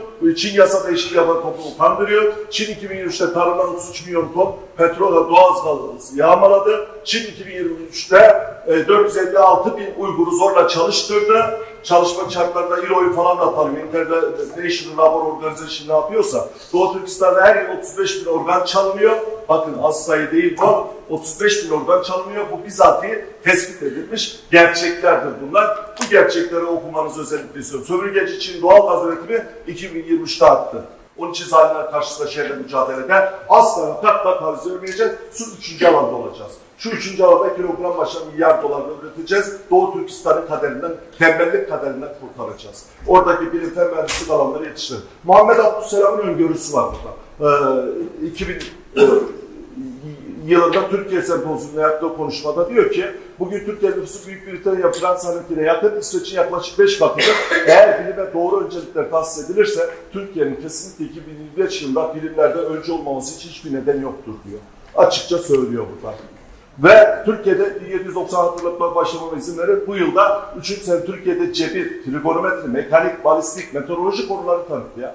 Bu eğitimlerin için Fransız ve İsveçli öğretmenler ithal etti. Onun amacı silah yapma Avrupa ile rekabet etmekti. 1799'dan bahsediyorum. Neredeyse 400 yıl önceden bahsediyorum. Türkiye sonuç önceden tahminde bu konuda başarısız oldu maalesef. Tarihini taşıyamadı, tarihini yaşayamadı, atasının ötesini koruyamadı, ona saygı duyamadı. Şurada sadece bakın şunlara bakın. Bakın bunlar hepimizin şu anda gündeminde. Bunların hiçbirinin malı mülkü yok. İnovasyon kapasitesi örneklerinde. Hepsi. Bakın şurada. Görüyorsun Uber'i, Alibaba'sı, Facebook'u, Airbnb'si. Adamın taksisi yok, deposu yok, içeriği yok, oteli yok. Ama senin her şeyini satıyor. Her şeyini satıyor, seni de hammal yapıyor. Ondan dolayı bunlara prim vermemek lazım. Alın terimizi akıl teriyle birleştirecek, gerçek değer yaratanlara saygı duyacağız ve başarıyı yakalayacağız. Çin'de 50 şeritli otoban burada. 50 şeritli otoban görüyorsunuz bakın. Adam yapmış. 50 şeritli otoban, biz de bakmayalım. Bu küresel tehdit unsurlar, küresel şirketlerle ekonomik olarak üstümüze geliyorlar. Medya aracılığıyla kitlesel dönüşümlere müsaade etmeyeceğiz ve sivil toplum kuruluşlarıyla toplumun dönüştürülmesine, kendilerinden yana kaynaştırılmasına, çalışmasına müsaade etmeyeceğiz ve toprakların işgaline gerek kalmadan bu küresel şirketlerin, medyaların, sivil toplum kuruluşlarına Doğu Türkistan'ın kendisinden olanlarını kuracağız ve dünyaya yayacağız. Sonuç verenler, evet. Yüzyıllardır ülkemiz ve bölgemiz uygarlık yarışında geri kalmış gözükse bile müessine küllerinden yeniden doğmalı insanlar örnekler oluşturma yeteneğine sahip olabilir. Ümitsiz değiliz. Ümidimiz Allah'tır. Ali İmran 139'da bir üzülmeniz, gevşemeyiniz. İnanmışsanız mutlaka üstünsünüz diyor. Biz de inanmış insanlarız, inanmış Türkleriz. Türkçe imanız ve Türkmeniz. Ondan dolayı da bunun kaynağında yüksek bilinç düzeyimiz vardır. Bu yüksek bilinçler bazı tespitleri yapmak zorundadır. Dünya yeni boyuta girmiştir. Eski şablonlarımızda dünyayı değerlendirmekten vazgeçeceğiz. Tarihlerimizle yüzleşeceğiz. Neleri neden kaçırdığımızı bileceğiz. Objektif olarak bunları sorgulayacağız. Gerçekten insanlar sunduğumuz haklarını sürekli övmekten vazgeçeceğiz. Her alanda kurumsallaşmaya özel önem vereceğiz. Bu alanda çağdaş düzene örnek alacağız. Doğu Türkistan içinde bütün Türk dünyası içinde bunu yapacağız. İnsani değerler, pekiştiren kültür ve sanat faaliyetlerine özel teşvikler sağlayacağız. Seçkin okullar kuracağız. Üniversite düzeyinde disiplinler arası uzman sayısını artıracağız. Eğitime özel önem vereceğiz. Eğitim şart, eğitim şart, eğitim şart. bu alanda çağdaş bilime birinci sınıf katkılar sağlayabilecek yetenekleri özel olarak teşvik eden bir merkez var. Kuracağız. Ekonomide, siyasette, teolojide taşıyıcı sütuna olabilecek insanlar yetiştireceğiz. Tarihsel dünyası ve jeopolitiğin bize yüklediği sorumluluğun farkında olarak da hep uyanık kalmanın gereği devlet politikası olarak benimseyeceğiz. Buna göre stratejiler gelişeceğiz ve bu alanlarda gevşekliğe düşleyeceğiz. Nanoteknoloji, biyoteknoloji, birlikte olmalarda, gem mühendisliğinde, casus uçaklarında, gökyüzü, organik tarımda, sibernetik alanda, ileri teknolojide, rüzgarda, türbinde, termalde, yenebilirde, kaya bazı, kalp sisteminde, uçak simülatöründe, İHA'da, SİHA'da, atak helikopterinde, bilgisayarda, biyolojide, biyoteknolojide, genetikte, eğitimde, tarihte, antropolojide, sosyolojide, coğrafyada kim var dediğinde ben varım diyeceğiz. Dağlıklıydı, bu geçişlik alanların hepsini kullanacağız. Allah bize onu bahşetmiş, biz de onu değerlendireceğiz. Değerlendirmezimiz israf haramdır. Allah onun hesabını bizden soracaktır. 20. yüzyıl azam bilinç ve çaba ortaya yapacak, devlet politikalarına özel önem verecektir. Faydalıya doğru her türlü bilimsel bilginin toplumun kılcal damarlar sadece bir dakika kaldı başkanım. Damarlarına yayılamak için demokratik şeffaf biçimde kamu, sivil toplum kuruluşları, akademiyanın, medyanın daha aktif hale getirilmesi gerekecek bu toplantılarda. Kendi tarihimizi iyi bileceğiz, dünya tarihini iyi bileceğiz, konuşan güç merkezi olan vizyonların gerçek maliyetlerini, kartlarını iyi okuyacağız ve kartlarını göreceğiz. Ve onun için Urumçi'de başkonsolosumuzu daha aktif hale getireceğiz. Ticaret başka Kaşgar'da temsilciliğini çoğaltmamız lazım, uygulan sosyo-kültürel yapısını ortaya çıkartmamız lazım. Özellikle kardeşler uyguları tanınan tüm siyasal, kültürel ve sosyal hakların takipçisi olmamız lazım. Din ve ibadet özgürlüğü üzerindeki tüm engelleri kaldırmamız lazım. Türkiye'nin Urumçi ve Kaşgar'da iş merkezlerini daha çok açması lazım. Ve Doğu Türkistan'daki üniversitelerle Türk üniversiteleri arasında ciddi manada değişim anlaşmaları yapılacak. Neymiş o Erasmus ya? Türk'ümüz olsun ya. Türk'ümüz olsun, bizim olsun. Milli Eğitim Bakanlığı, Yüksek Öğrenim Kurumu bunun için yeterlidir ve yetkindir. Devlet üniversitelerinde Doğu Türkistan'la ilgili araştırma birimleri oluşturulsun. Yüce Allah'ın Yusuf Suresi'nde söylediği وَكَيْمٍ آيَةٍ فِي السَّمَوَاتِ وَالْاَرْضِ يَمُرُونَا عَلَيْهَا وَهُمْ اَنْهَا مُرِيدٌ dediği semalarda ve yeryüzünde nice ayetler vardır. Ve onlar o ayetlerden, delillerden yüz çevirerek yanından geçerler. Yusuf 105'in Allah'ı da İsrailoğulları göklerdeki ve yerlerdeki ayetlerden yüz çevirdikleri için Cenab-ı Hak onlardan yüz çevirmiştir diyor. Göklerdeki ve yerlerdeki ayetleri ihmal edenler düşünen bir topluluk değildirler diyor Bakara 164. Kötülüklerden sakınan bir topluluk değildirler diyor Yunus 6. İman etmeyen bir toplulukturlar diyor Yunus 101. Alim değildirler diyor Rum 22. Mümin değildirler diyor Câsiye 3. Ankebut 44. Düşünen bir kavim değildirler diyor Câsiye 13. Aklı selim sahipleri değiller diyor Ali İmran 190-191. En doğru sözü Allah söyledi. Hepinize bu Yüce Allah'ın güzel sözüyle selamlıyorum. Esselamu Aleyküm. Esselamu Aleyküm. Esselamu Aleyküm. Şimdi Doğu Türkistan için kendi mesleğini kurban eden Sayın Halis Özdemir Bey'ini söz teklif edelim. Hocam eğer sunum yoksa burada olabilir yani. Uzaktan yakından teşrif eden değerli kardeşlerim, hepiniz hoş geldiniz. Bu toplantımızın hayırlara vesile olmasını Cenab-ı Hak'tan niyaz ederim. Biz şu anda bu toplantıyı yaptığımız sırada Doğu Türkistan'da bizim genç kardeşlerimiz, hanım kardeşlerimiz tecavüze uğruyor. Kardeşlerimizin çocukları asimilasyon kamplarına götürüyor. Komünist olarak yetiştiriliyor. Filistin'de, Gazze'de Müslüman çocukları katlediliyor. Yani şu anda biz bu toplantı salonunda oturup da neler yapmalıyız, ne yapacağız dediğimiz sırada olan şeylerdir. Değerli kardeşlerim, bunu ne için ifade ettim? İçinde bulunduğumuz zaman ve içinde bulunduğumuz Cenab-ı Hakk'ın bize verdiği idrak ve akıl, sağlık nimeti bizi cihada mecbur kılıyor. Asla deme lazım demememizi mecbur kılıyor. Sadece konuşmak değil, gereğini yapmaya mecbur kılıyor. Hatırlayacaksınız, değişik toplantılarda İslam dünyasının Doğu Türkistan meselesine bigane kaldığı konusunda hep beraber üzüldük ve üzüntülerimizi ifade ettik. Ama bugün gördük ki İslam dünyası dediğimiz dünya, yani bizim dünyamız, İslam Türk dünyası da buna dahildir. Dediğimiz dünya maalesef sadece Doğu Türkistan'a değil, Gazze'ye de bigane kaldılar. Ben sizlerin şahıslarınıza soruyorum. Niye böyle oluyor? Mesela siz şahsen kendi yüreğinize sorun. Gazze'de bu insanlık suçu işlenirken neler hissettiniz? Ne duydunuz? Nasıl rahatsız oldunuz?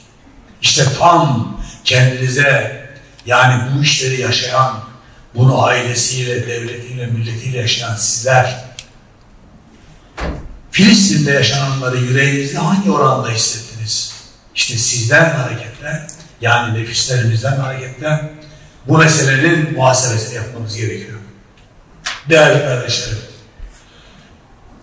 İslam dünyası, Türk dünyası dediğimiz zaman 300-350 milyon civarında bir nüfusu hapsederiz.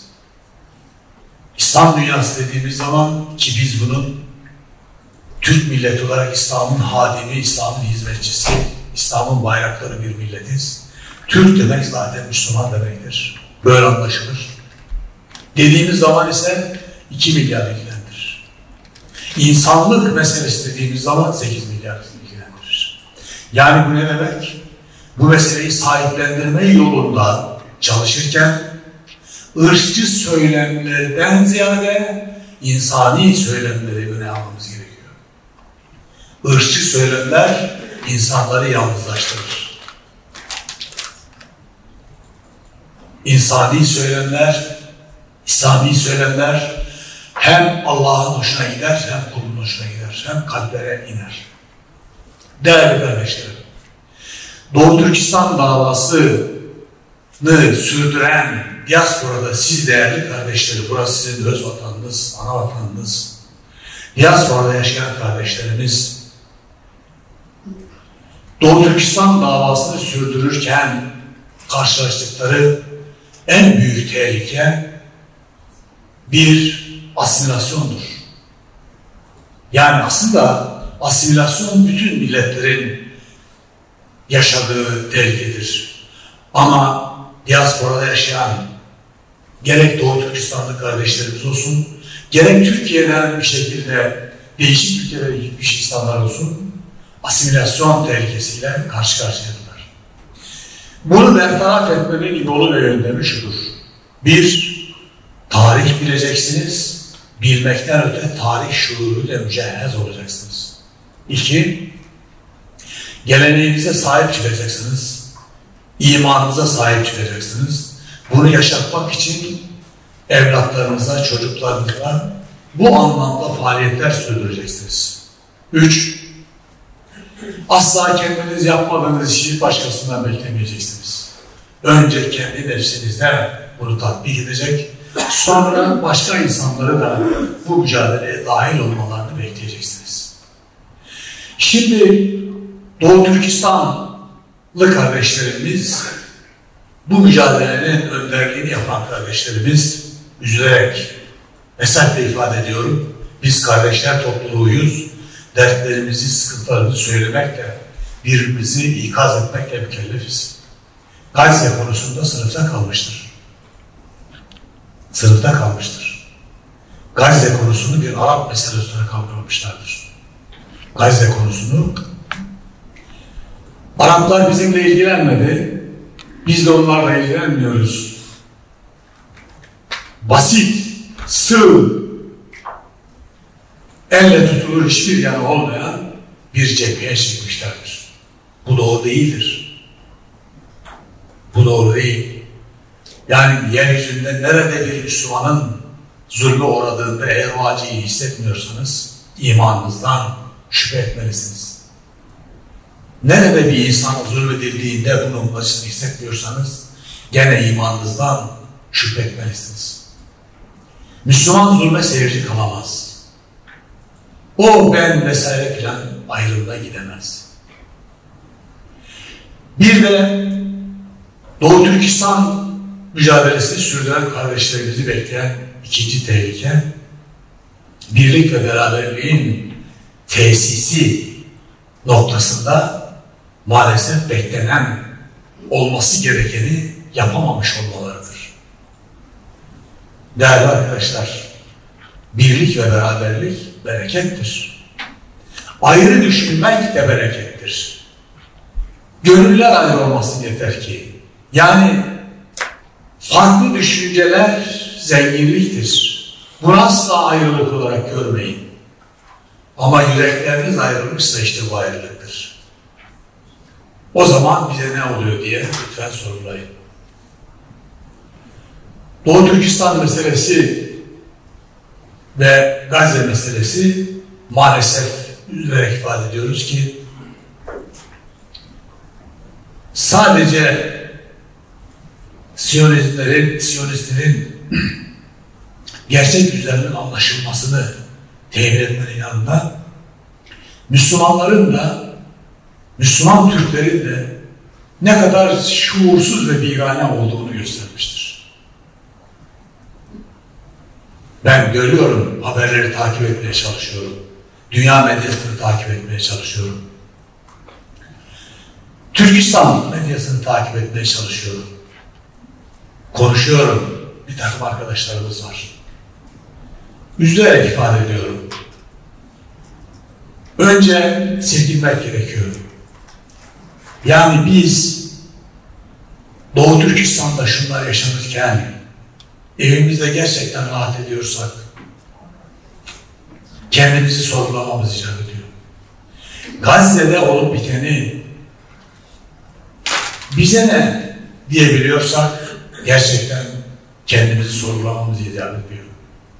Tarih şuuru dedim. Tarih şuuru vermek lazım gençlere. Tarih bilgisi deryadır, yani yetişemezsiniz. Cebinizdeki telefon tarihin en ince detaylarını biliyor. Bilmek değil değerli arkadaşlar, tarih şuuru. Birlik ve beraberliğin ehemmiyetini anlatmak için Doğu Türkistanlı kardeşlerimizin çok uzağa gitmesine hacet yok. 1875'e gittiğiniz zaman birlik ve beraberliğin bozulmasının bugünkü neticeyi doğurduğunu yaşayarak gördünüz. Kimlerden yardım alacaksınız, kimlerle beraber olacaksınızın cevabını ise Irak'ta görmediyseniz, Suriye'de görmediyseniz, Libya'da görmediyseniz, Afganistan'da görün. Afganistan yönetimi önce Rusları çağırdı yardıma. Kendi vatandaşına karşı, kendisine karşı gelen kendi öz vatandaşlarını bastırmak için Ruslardan yardım istediler. Ruslar geldi, 10 yıl Afganistan'ı yerle eksan ettiler. Bir milleti savaş, uzun süren savaşlar medeniyetten koparır, eğitimden koparır, gelişmekten koparır. Kaldı ki dünyanın bir yıl içerisinde geçmişe yönelik baktığınız zaman teknolojik gelişmeler açısından söylüyorum. Bir yılda 20 yıl, belki 50 yıllık mesafe alındığı bir dönemi es geçer duruma geldiler. Sonra ne oldu? Hamdü senalar olsun, ben yeryüzünde hak ve batıl mücadelesi olduğu için daima hakkın yanında yer almaya şiar edildim. Gençlik yıllarından itibaren. Afgan mücadelesinde olduğu zaman aynen bugün Doğu Türkistan mücadelesinde nasıl yer almaya çalışmışsam orada da Afgan mücadelesinin yanında yer aldım. Devlet yöneticilerinin hepsini tanıyorum.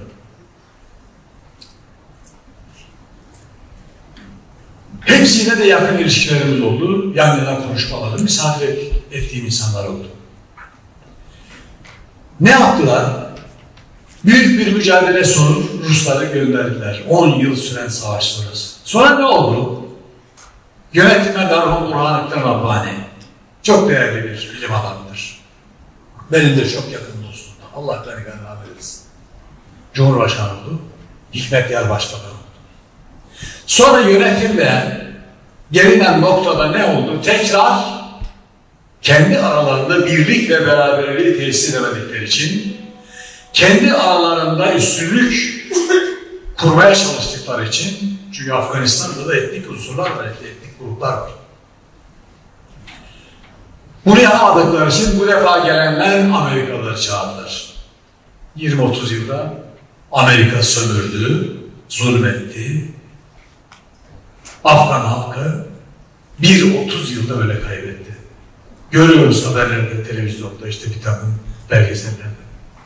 Sakat kalmış çocuklar, başlarında bir anaları veya nineleri Bir kuru ekmek suyla oturmuş yiyorlar. Dünyanın en zengin ülkesinin çocukları. Bu mu olmalıydı? Bunu niçin söylüyorum? Bir, birlik ve beraberliğin ehemmiyetini anlamamız icap ediyor. İki, kiminle birlikte oluyoruz? Kimden medet umuyoruz? Bunu bilmemiz gerekiyor. Ve asla unutmayacağımız şey şudur. Para alan emir alır. Para alan emir alır. Benim size önerim şudur. Toplantılarınızı lüks ve pahalı yerlerde yapmayın. Evlerinizde yapın, kahvehanelerde yapın. Aranızda toplayın. 3 kuruş, 5 kuruş zeytin, peynir koyun, domates koyun. O bereketi göreceksiniz. Asla onlardan para alarak otel kiralamayın. Asla onlardan para alarak seyahat etmeyin. Zalimden medet olur mu ya? Neden Doğu Türkistanlı diasporada mücadele eden kardeşlerim Gazze konusunda tek bir kelime demediler? Yakışıyor mu? Kendilerine yazdım, konuştum. Yakışır mı? Tehdit için söylemiyorum. Ders için söylüyorum. Değerli kardeşlerim, çok uzun vaktiniz alacak değilim. Diğer hocalarımız da konuşacaklar. Hocamız gerekli teknik bilgileri verdiler. Ama benim üzülerek gördüğüm konuları söylemeden geçersem kendimi inkar etmiş olurum.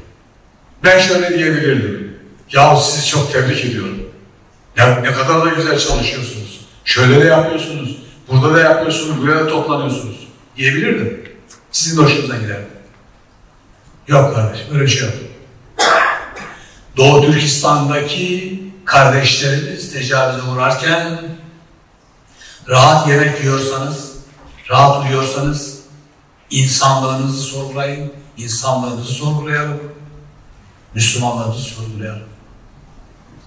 Türkçeyi söylemiyorum. Onun için bizim öncelikle senden kavgasını bırakmamız lazım. Kardeşliği ikaz etmemiz lazım. Bunu sağlamamız lazım. Üstünlük taslamanın hiç kimseye faydası yok. Ders almak için İslam tarihi yeterlidir. Daha dün Müslüman olan birisinin gelip İslam komutanı olduğunu biz biliyoruz. Daha dün karşı cephede savaşan İslam komutanlarının Müslüman olduklarını hemen sonrasında İslam ordularının komutan olduğunu biliyoruz. Ben şu kadar yıldır buradayım. Ben şu kadar yıldır başkanım. Şöyle bunları geçiniz. Bir delikanlı gelir, seni de beni de alır başka yerlere götürür. Sivil toplum örgütü mensupları kardeşlerime söylüyorum. Alan açınız gençlere. Hanımefendi kardeşlerimize alan açınız. Bir de şu cümleyi ifade edeyim. Toplantılar yapıyorsunuz. Bazen eğitim gruplarınızdaki şeylere dahil olduğu için görüyorum. Bizde bir söz var, kendi çalıp kendi oynamak diye. Ya kendiniz toplanıyorsunuz, kendiniz konuşuyorsunuz, kendiniz dağılıyorsunuz. Böyle bir şey olabilir mi? Defaten bunu söyledim ben. Dedim ki arkadaşlar, açılın. Ya sizin davanızı, davamız diye benimsediğiniz davayı sizin kadar inanan insanlar var, akademisyenler var, siyasetçiler var. Sizin gibi bu meseleyi kendine dert eden insanlar var. Bunları da çağırın. Ya bize nasihat et, bize anlat, bizim gençlerle bir konuş. Deyin. Bunu yapın. Açılın. Gençler için de şunu söylüyorum. Değerli genç kardeşlerim, teknolojinin nimetlerinden bir tane yararlanın. Bunu her defasında söylüyorum. Mesela ne yapabilirsiniz? Doğu Türkistan meselesinin asla unutulmaması ve Doğu Türkistan meselesiyle ilgili Çin karartmalarını, Çin'le mücadele kolay değil, karartmaları sürdürüyor. Programın araç ve gereçleri hevkalade büyük bir devlet Çin. Dünyaya yayılmış bir ülke. İşbirlikçi yöneticiler de buna teşne. Dolayısıyla sizler teknolojiyi kullanarak akademisyenlere, siyasetçilere, gazetecilere mailler göndermelisiniz. Derdinizi anlatmalısınız. Efendim Çin'deki profesörler, Çin'deki akademisyenler biliyor. Biliyor da sen de hatırla. Ya de kardeşim sen neredesin diye bizi duymuyorsun. Sen insan değil misin? Demek suç mu? Bunu lütfen yapın. Ben bu toplantının hayırlara vesile olmasını temenni ediyorum. Birlik ve beraberliğimiz daim olsun. Şuna kaniyim, zulm ile abat olunmayacağı için, yeter ki biz layık olalım, zulm ile abat olunmayacağı için, Doğu Türkistan, işte bu toplantının da gayesi, Doğu Türkistan'ın kurtuluşu, Doğu Türkistan kurtulacaktır. Ama biz ferd olarak bu kurtuluşta katkımız var mı yok mu bakacağız. İşsiz bir şey yapın veya yapmayın. Zalimler elbette kaybedecek. Zalimler kaybedecek. Ama biz mazlumlar olarak biz ne yapıyoruz? Biz bundan sorumluyuz. O bakımdan uzun soluklu bir iştir. Hiç kolay bir şey değil. Yani işbirlikçi ülkeler, gücü hak sebebi sayan batılı anlayış, emperyalist batılı anlayış, sizi ne kadar, hangi oranda ve ölçüde değerinizi anlar ki, idrak eder ki? Bundan ne bekleyebiliriz ki? Onun için özümüze dönüp, önce biz, sonra bu alanımızı genişletmek, cepheyi genişletmek mecburiyetimiz var. Samimiyet, samimiyet, samimiyet. Buna ne diyoruz? İhlas, ihlas, ihlas. İhlasla hareket edeceğiz. Nefsi hareket etmenin, inanın, şahsi işinizde de, ailenizde de bereket olmaz. Samimi hareket ettiğiniz zaman, samimi bir şekilde konuşan bir kekemenin, yarım saatte 3 cümleyi kuramayan bir kekemenin, anlattığı dünyanın öbür tarafında tesir eder. Ama samimi olmazsanız, neler konuşursanız konuşun, siz konuşur, siz dinlersiniz, kalbe yol açılmaz. Bu bakımdan samimiyetimizi kontrol edelim, samimi olalım. Bizler mazlum insanlarız. Arakan'da yaşananları görüyoruz, Doğu Türkistan'da yaşananları görüyoruz. Filistin'de olan biteni görüyoruz. Allah bize sağlık vermiş, en önemlisi iman vermiş, en önemlisi idrak vermiş. Cenab-ı Hak bize idrakimizle, aklımızla, imanımızla mazlumların yanında, zalimlerin karşısında mücadele aşkımızı geliştirsin ve bizi bu mücadeleden mahrum etmesin. En önemlisi budur. Mücadeleden mahrum olursanız bir köşede çürürsünüz. Bu çok tehlikeli bir şeydir. Onun için duamızı hem Doğu Türkistan, hem Gazze, hem Arakan'a yaparken, dünyanın bütün nerede mazlum varsa yaparken kendimize de yapacağız. Ne diyeceğiz? Ya Rab, bizi mazlumlardan ayrı düşürme. Zalimlerin karşısında eyle. Hepinize saygılar sunuyorum. Allah bu mücadelemizi başarıya versin. Allah razı olsun hocam. Sayın hal sözlerine hocam teşekkür ediyoruz. Çok kıymetli öneriler için de teşekkür ediyoruz. Çok teşekkür ederim. Allah razı olsun kendinize. Yeğenimin şey var, düğünü var, nikahı var, yetişmem lazım. Çok teşekkür ederim. Doğu Türkistan'ın devrimi neler var? Bunu inşallah evimin en güzel yerine de satacağım. Bundan çok hayırlı günler. Şimdi Yıldız Teknik Üniversitesi öğretim üyesi hocamız Cevat Şallı hocamızdı. Kıymetli konuşması için buyurun hocam. Ben bugünkü Doğu Türkistan meselesinde hani çorbada tuzumuz olsun, bu davanın, bu sevdanın neresinde olabiliriz noktasında kıymetli başkanım Halit abimiz teklif ettiğinde daha önceden yapılmış çalışmalar üzerinden Osmanlı belgelerinde Doğu Türkistan meselesini gündeme getirmeyi uygun buldum. Çok kısa bir zaman vardı. Maalesef çok geniş bir çerçevede bakamadım. Ve belgeler üzerinden sadece belgeleri göstererek o belgelerde ne zaman Doğu Türkistan'la Osmanlı arasında ilişkiler başlamış ve neler konuşulmuş, bunlarla ilgili arşiv belgelerinde elde edebildiğimiz belgeler üzerinden birkaç hususa temas etmek istiyorum. Şimdi şöyle bir sıkıntımız var maalesef. Hem Hakkı Hocam hem Halis Hocam, burada açılış konuşmaları yapan arkadaşlarımızın da temas ettiği bir şey var. Maalesef tarih bilgimiz eksik. Maalesef tarih şuurumuz ondan daha eksik. Hani Mehmet Akif'e atfedilir. Der ki şair, tarih tekerrürden ibarettir. Hiç ibret alınsaydı tekerrür mü ederim diyor. Ben Göktürk metinlerinden başlayarak Uygur metinleri üzerinde doktora yaparak, yani eski Uygur Türkçesi dediğimiz Türkçe metinler üzerinde doktora yaparak akademik hayata başladım. Metinler üzerinden gidiyoruz. Hakkı Hocam açılışta konuştu. Yani senin ilini ve töreni kim bozabilir dediğinde biz hala Göktürk abideleri üzerinde araştırmalarımızı devam ettiriyoruz. Bir hazinedir orası. Her bir cümlesi ayrı bir tarihtir aslında.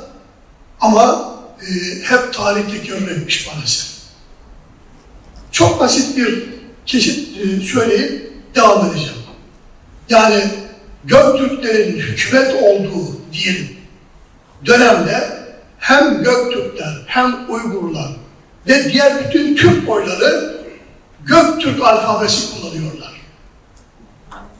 552-752.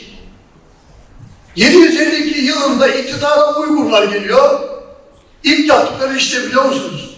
Göktürk alfabesini bırakıp Uygur alfabesi ortaya koyuyorlar. Belki Uygurlar övünebilirler. Ben bir Türk olarak övünmüyorum. Ve dünyada bizim kadar alfabe değiştiren başka bir millet yok. Zorla değiştirdiklerimize bir şey demiyorum. Çinliler size Çin alfabesini yapmış olabilirler. Ruslar size Kiril alfabesini uygulatmış olabilirler.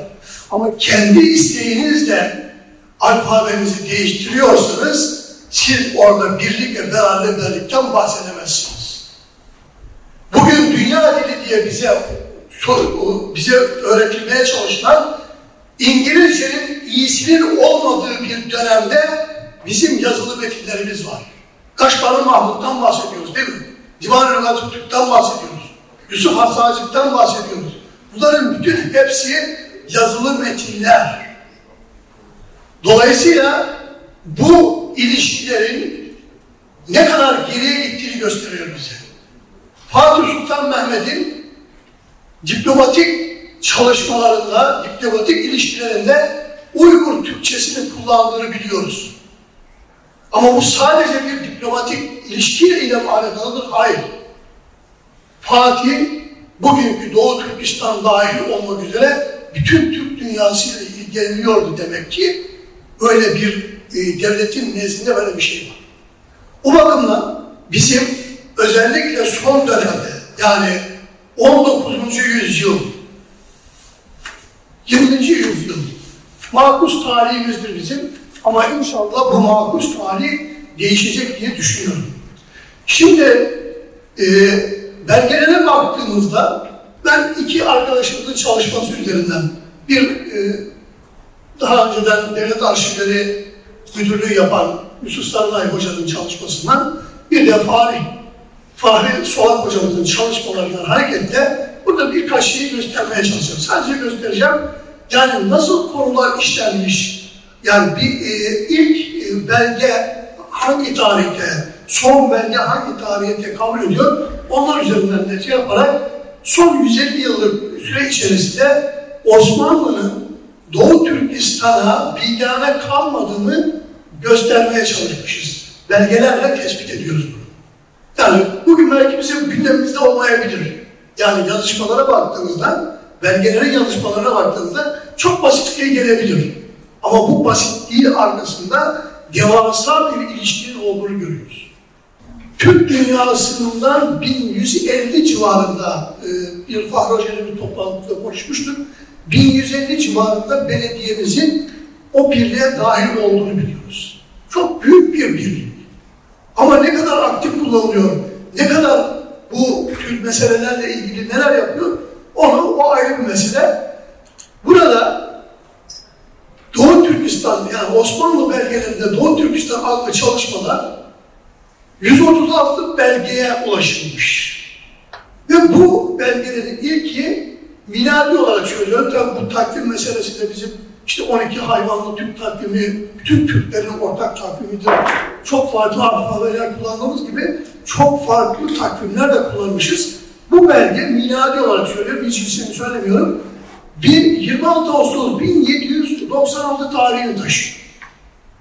Bu belgelerin sonuncusu miladi 11 Mayıs 1917. 1917'de o zamanki Osmanlı Devleti, Devlet Aliye-i Osmaniye varlığımız olduğu sürece 1. Dünya Savaşı'ndadır. Bakın savaş halindeyken bile Osmanlı Devleti'nin Doğu Türkistan'a olan ilgisi devam ediyor.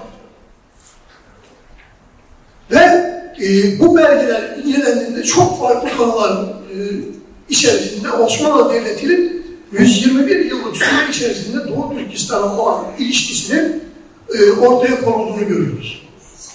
Yine Devlet Arşivleri Genel Müdürü Sayın, o zaman doçent, şimdi profesördür, emeklidir, Yusuf Sarıyer Hoca'nın 2005 yılında yayınladığı bir çalışmada 16. yüzyıl ile 20. yüzyıl arasında Osmanlı Devleti ile Doğu Türkistan arasındaki ilişkileri ortaya koyan belgelerdeki ilişkilerin konu başlıklarını o da ayrıca bir çalışmaya ortaya koymuş.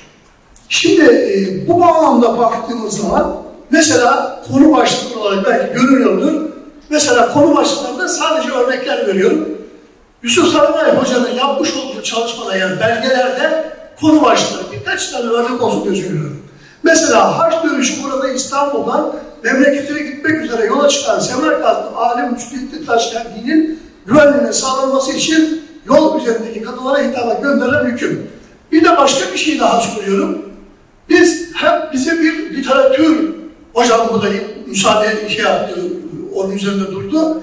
Biz maalesef bize öğretilen, zoraki olarak öğretilen terimlerle, kavramlarla konuşuyor ve düşünüyoruz. Orta Asya diyoruz.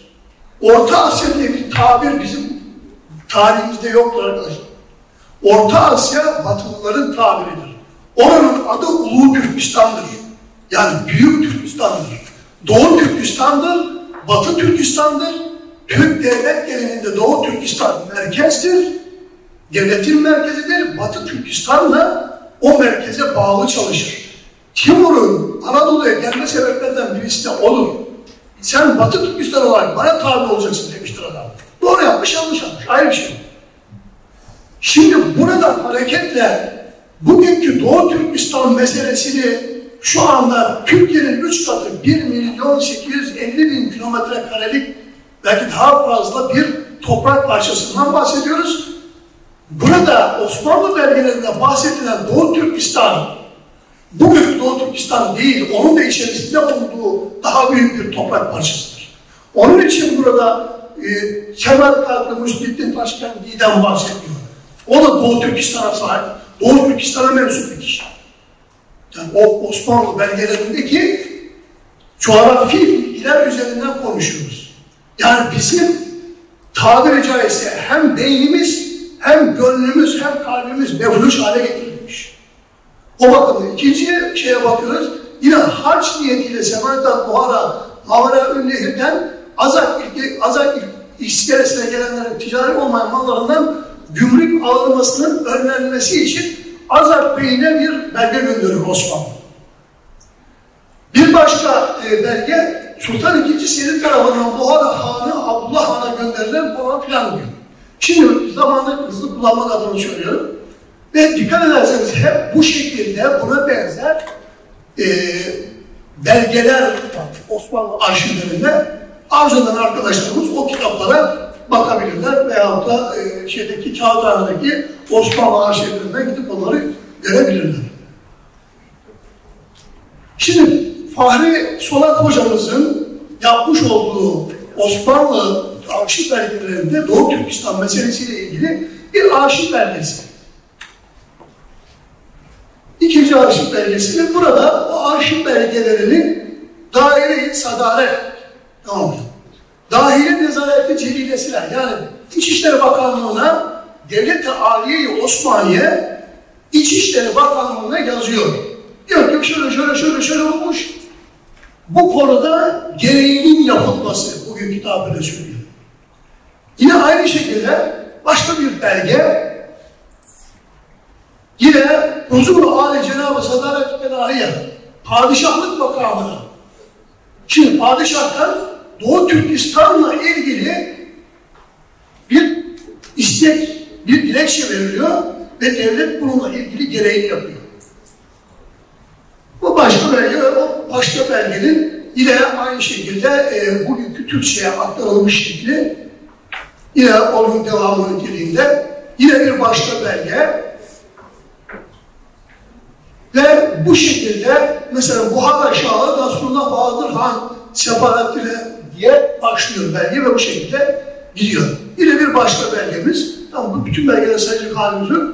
Sicil-i Ahval-i Umumi. Şimdi bir başka kişiye Kaşgar doğumlu Hüseyin Efendi'nin personel sicil kaydı. Bakın Kaşgar doğumlu, işimizde Kaşgar doğumlular vardır. Burada Türkiye Cumhuriyeti vatandaşları vardır. Aynı şekilde o dönemin dünyasında Kaşgar doğumlu Hüseyin Efendi'nin personel sicil kaydı var ve Hüseyin Efendi'ye yazılmış bir Osmanlı belgesi. Ve bu şekilde onlarca, yüzlerce belge. Şimdi netice itibariyle Hülasa-i Kelam şu, Osmanlı Devleti, yani kanuni zamanını düşünürsek 20 milyon kilometre karelik bir toprağa hükmediyordu. Bu bir hamaset değil arkadaşlar.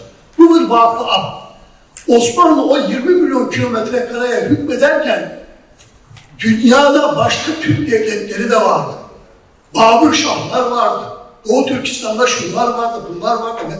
Birçok yerde var. Maalesef biz tarih bilmiyoruz, tarih şuurumuz yok, insanımız da bilmiyor. Esir Türkler diye davamız vardı bizim 12 Eylül'den önce, Halit abiler bilir. O esir Türklerden bahsettiğimiz zaman bu memlekette esir Türklerden bahsedenler mahkum edildi ya. Şimdi biz geldik, Halis abi çok güzel ifade etti. Yani bizler bu davanın sevdalıları olarak sadece Doğu Türkistan meselesi değil, işte Ordu Uçkur'da ne iş vardı, İdlib'de ne işimiz var, Gazze'de ne işimiz var diye bir şey yok. Her yer senin, her yer seni bekliyor, her yer sensin, herkes sensin. Buradaki mesele insanları gaza getirme meselesi değil, hayatlarımızı sağlam basmamız gerekiyor. Tarih bileceğiz, tarih şuurumuz olacak ve bugünün şartlarıyla neler yapılabiliyorsa onların en iyisini yapmaya gayret edeceğiz. Başka bunun çaresi yok arkadaşlar. O bakımdan da ben bu toplantının böyle hayırlara vesile olabileceğini, burada gençlerimiz var, özellikle onlara hitap ederek söylüyorum. Niye söylüyorum? Bakın, Osmanlı arşivlerine giderseniz, diyorum ki gençlere, Osmanlı arşivlerine gidiniz, kağıthanede sadece içeriye giriniz, resepsiyondaki arkadaşa ben şöyle dolanıp çıkacağım deyin. Arkadaşlar orada sizi 55 ülkenin bayrağı karşılıyor. Bakın 55 ülkeciyi bayrağı karşılıyor. O bir mesajdır. Bakın oraya Papa da geldi biliyorsunuz. Herkes geliyor oraya. Ya onu Türkiye Cumhuriyeti bir mesaj olarak veriyor. Yani diyor ki o 55 ülkenin insanına biz hepimiz biriz. Diğerine ne diyor? Diyor ki bak bütün bunların hepsi benimdir diyor. Mescid-i Aksa'da biliyorsunuz Kıyamet Kilisesi var. Kıyamet Kilisesi'nin anahtarları kimin elinde biliyor musunuz? Doğu Türkistanlı, o zamanki Doğu Türkistan. Özbek bir ailenin elinde o anahtarlar. Kıyamet Kilisesi'ndeki gavurlar, Hristiyanlar birbirini kırmasın diye Osmanlı belgeyi vermiş adamın eline. Hala o Doğu Türkistanlı aile koruyor orayı. Kosova'daki 1. Murat Hüdavendigar'ın türbesini de Doğu Türkistanlı bir aile devam ediyor, Türbeler ailesi. Onu da Abdülaziz döneminde oraya getirmişler. Osmanlı'nın, hani bazıları diyor ya Osmanlı Türklüğü şöyle etti, böyle etti. Ya Osmanlı'daki Türklük şuuru devam. Sen ne varsa hadi buyur yap bakayım Osmanlı'nın yaptığını. Hadi buyur. Ya adam silsilesini saymaya başladığında Yafes'ten başlıyor ya koskoca Kanuni Sultan Süleyman. Böyle bir şey var mı? Yani inkar üzerine bir tarih kurabilir misiniz? Onun için lütfen gençlerimize özellikle söylüyorum. Bu konularda çalışma yapacak arkadaşlarımız için orada 150 milyon belge var arkadaşlar. 150 milyon. Bakın hocalarımız çok güzel çalışmalar yapmışlar. Bunlar kitaplaştırıldı. Bu çalışmaların artırılması lazım. Ve Allah'ın izniyle bu işler adım adım gider ama bir gün gelir. Hani biraz önce söyledi hocam, çok güzel ifade etti. Yani kader gayrete aşıktır. Biz gayret edeceğiz. Gayret bize, tevfik Allah'tan diyorum. Sağlığınız için teşekkür ediyorum.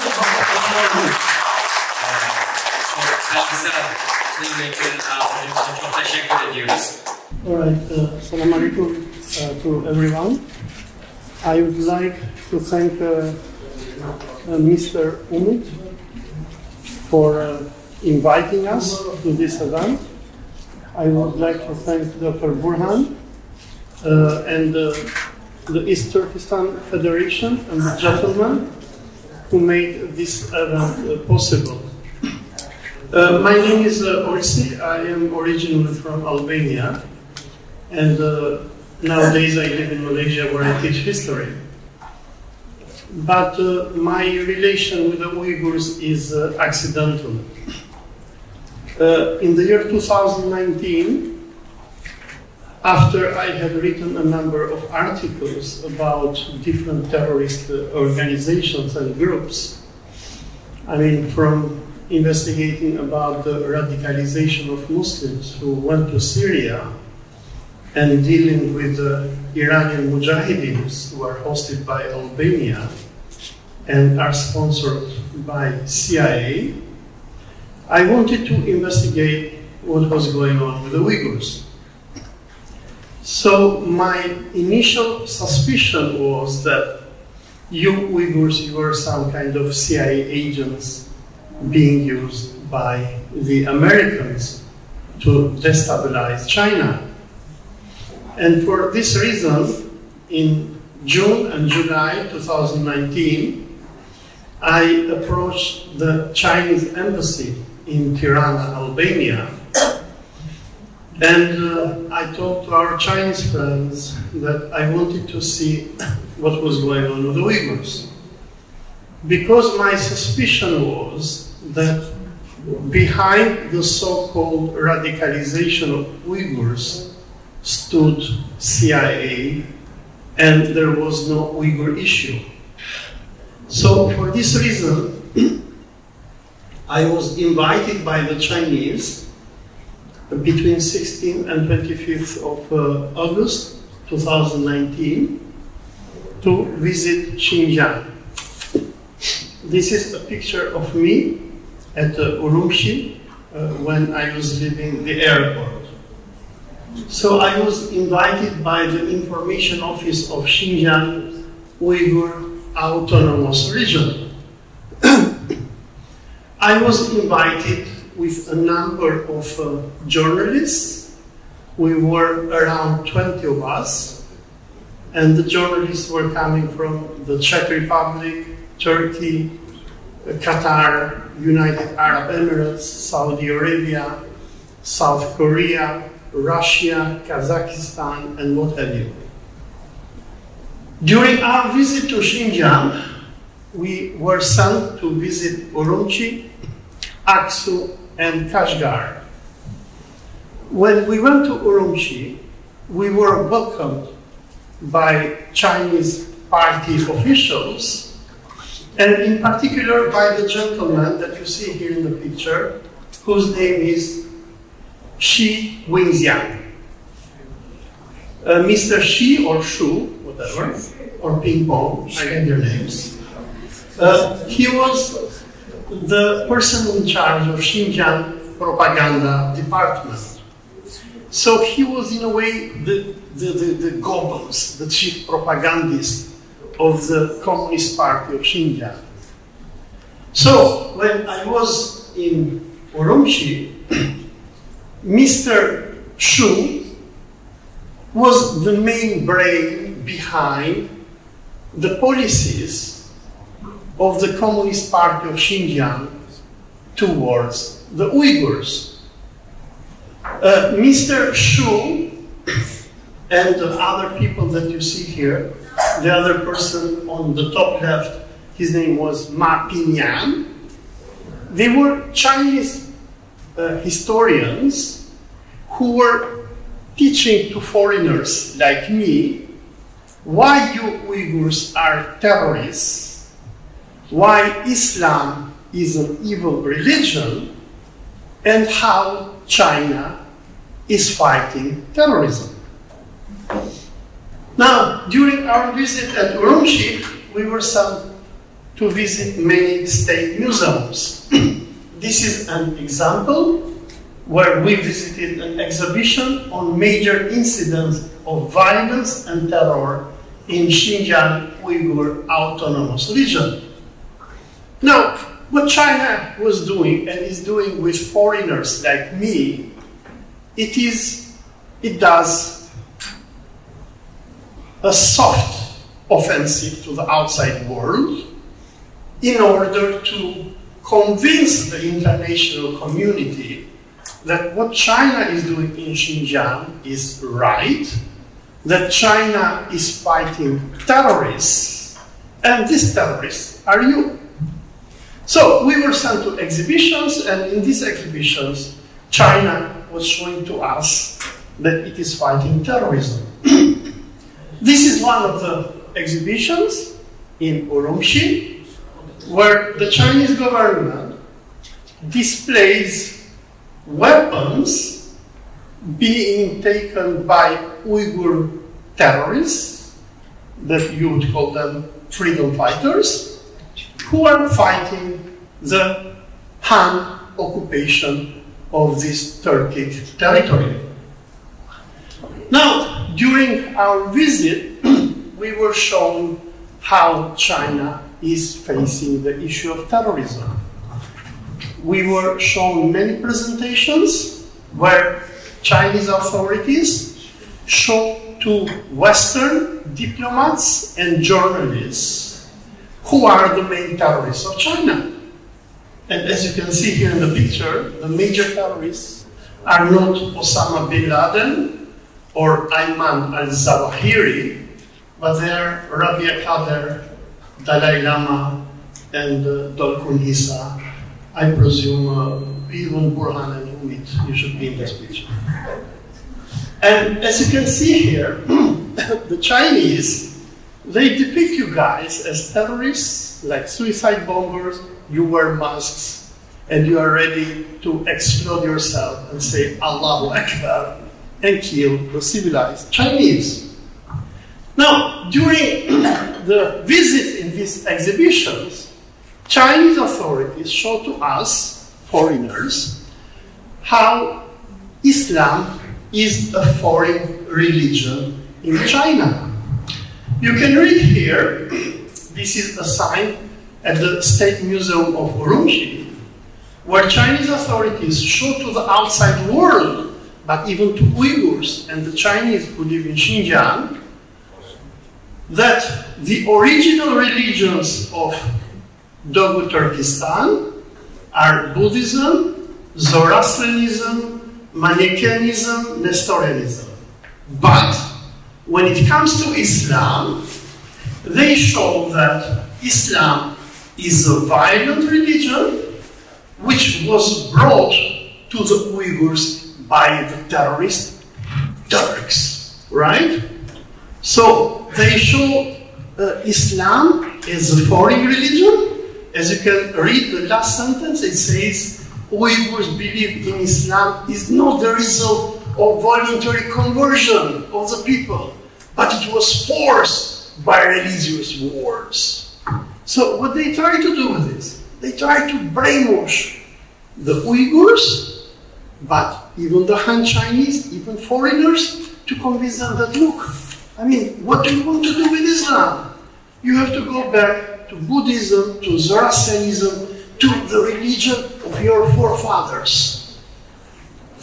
But for me, coming from Balkans, we know what the Balkan nation states did to Muslims. Here in Bayrampaşa, majority of the people who live, they are Balkan Muslims. They were people who, during the First Balkan War and First World War, they were killed, they were deported only because they're Muslims. And those who were left behind in Greece, in Serbia, in Bulgaria, many of them were forcefully converted into Christians. So what is happening in Xinjiang is that China has copied the terror that nation states of Southeastern Europe did against Muslim Turks 100 years ago. Now, when we were in Xinjiang, Chinese authorities served to us with what is called the white papers. These are state official documents issued by the Information Office of China, where they depict their policies towards certain things. And in particular, the Chinese authorities have issued a number of white papers on the issue of Xinjiang. And as you can read here, in official documents of China, this is official. This is not hearsay. They say that Islam is a foreign religion, is a religion which launched religious wars against Buddhists. So for those Muslims who go to the OIC or at United Nations, and when you have Chinese authorities who come and say, look, we have nothing with Islam, we like Islam in China. What you have to do is just to read these white papers and to show how they depict Islam.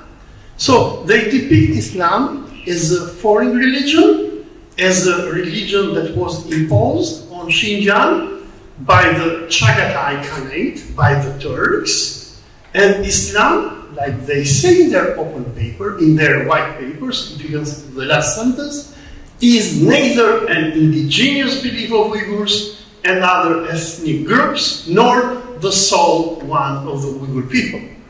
So, when we went to Xinjiang, we were faced with an open, hostile, state-organized campaign against Islam.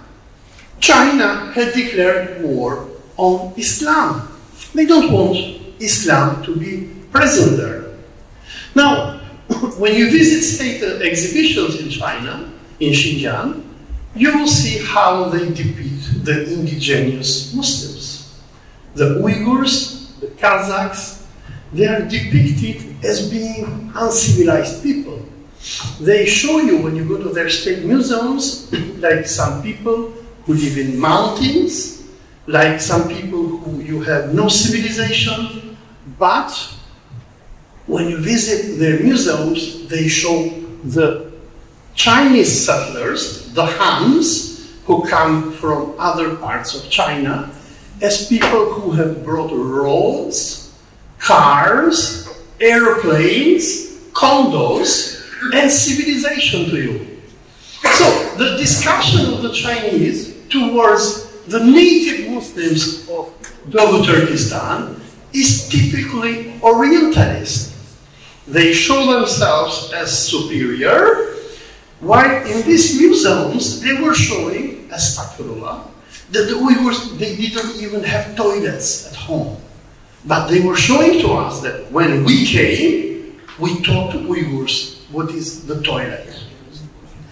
Now, during our visit at Urumqi, as you have seen probably what Chinese authorities did with the foreign minister of Turkey, Hakan Fidan, they sent visitors to visit the downtown of Urumqi. So here is a group of us, we are different journalists, where we visit the main bazaar of Urumqi, but what they do is that visitors like me, they do not let us to visit the building on the left. The building on the left, as you know, is the Chong Bazaar Mosque, which the Chinese have transformed into a shopping mall. They have desecrated it, but they don't allow foreigners to see it. When I was there in 2019, I insisted that I wanted to see what is going on inside this mosque. They didn't want to allow me to enter, but on my insistence, I entered, and what I found out, it was a desecration of the mosque. Can you imagine if the Chinese will invade Istanbul tomorrow, and they will take Sultan Ahmed Mosque and turn it into a shopping mall? This is what they have done to mosques in East Turkestan. Now, the Chinese, while they understand that they have a major problem with the Uyghurs and other Muslims of East Turkestan, with Kazakh, Kyrgyz, Tatar, and other people, they are trying to create a new Islam. This Islam, which is a nominal Islam, like we were told by the historian Ma Pinyan, is that what China is trying to do in East Turkestan, while it is, in that time, 2019, mass imprisoning Uyghurs who were practicing Islam, on the other hand, through the Xinjiang Islamic Institute, which is headed by this Han Chinese, his name is Abdurrahim Turminyaz. They had taken probably like 30 people from different villages in Xinjiang, and they were teaching them loyalty towards the Communist Party of China, and these imams were to serve as curators for the mosque, to show to tourists like me that yes, there are some mosques still left in Xinjiang, but no people who should pray. During my visit in Xinjiang, when I was in Kashgar, me and other Muslim journalists, we insisted that we wanted to go to a mosque to pray, and after 2 days of protests, we went to the Kashgar main mosque, and what we found out was that the only people who were allowed to pray namaz in mosque were people who were 70 years and above. I presume that most of you know the regulations of Xinjiang Autonomous Region, the so-called de-extremification regulation. And according to this law, if you are under 18 and you practice Islam, you will end up in a concentration camp. Because Islam, according to this de-extremification regulation, was considered to be an extremist ideology, a virus, a terrorist threat for China. So these are some pictures from this Islamic Institute of Xinjiang. For those of you who have seen my videos on the internet, I have many videos where I interrogate these poor Uyghurs. I ask them, do you have freedom to practice religion here? And they are afraid, and they have to ask Abdurrahim, who is a member of the Communist Party of China, but as you know, to be a member of CCP, you should be a kafir, you should be atheist. So they have put a kafir at the head of the mosque, right? And these people, they were shaking when they had to ask him if they should say anything. Now, after visiting this Islamic Institute of Xinjiang, the Chinese authorities, they sent us to visit the so-called vocational training centers that the West calls concentration camps, or that we can call them prisons, where Uyghurs are being sent to forcefully turn themselves into Kafirs and Chinese. So, this is a picture of the Aksu Vocational Training Center. This was a prison, so we had to pass the security. And there we saw people like you who were terrorists and criminals who were locked in these centers in order to be de-radicalized. I mean, the reason why China invited people like me in 2019 was to show to the world that, look, we have built these places, but they're not prisons, they're schools. We want to educate the Uyghurs, we love them, right? But of course, they're dangerous, we have to lock them and to keep them in prison-like situation. So here are the Uyghur criminals that we were sent to visit. So these people whom I have interviewed, for those who want to see, you just go to my personal blog and you just type raw materials on Xinjiang and you will see all these interviews that I conducted. So these Uyghurs, whose names were Mahmoud, Enver, Somaye, Aisha, etc., they were sent in these centers because they had committed a crime. And what were their crimes? Their crimes were because they had prayed namaz. To pray namaz was a crime. I don't know how it is now. They had prayed namaz. They had made nikah. They had prayed janazah. They had even wore hijab. So if you wear a hijab, like you sisters are wearing here, and if you are in Xinjiang, you'll end up in jail because you are a terrorist. So, what the Chinese had done with these Muslim brothers and sisters, they were taken from their homes, they were sent in these centers, they were forced to remove their hijab, and when we went there and I was interviewing them, like it was mentioned in the morning by one gentleman about Hakan Fidan, who when he went to, I think, Urumqi, he met a taser, and he was telling her, Salam alaikum, and she was saying, Ni hao. The same thing happened to me. When I went to Aksu, and we were expecting to meet Osama bin Laden and Abu Bakr al-Baghdadi, when we saw these young Uyghur boys and girls, and when we were told that these are extremists and terrorists, and when we started to ask the Chinese what is their crime, and they said, oh, this guy, he prayed to God, and this made nikah, and this made so. And then I said, okay, now I understand. And I wanted to interrogate them. So I started to question them, and we went to them and we told them, Salam alaikum, nasılsınız? And we had a Turkish journalist, and we told them, we are from Turkey, we're from Albania, but we were telling them Salam alaikum. Of course they understood us. They were telling us Ni hao.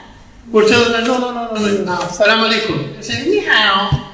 We were asking them questions, and they were afraid to respond in Turkish. And then we said, what is going on? And for everything they had to speak Mandarin, and their Chinese guards had to respond to us. So these are the conditions how the Uyghurs were living. So this is one of their prison cells, but China calls them schools. Now, for people who have seen my interviews, I interviewed many Uyghurs. The lady you see here in the center, her name is Somaye. Somaye was a thought criminal. What was her crime?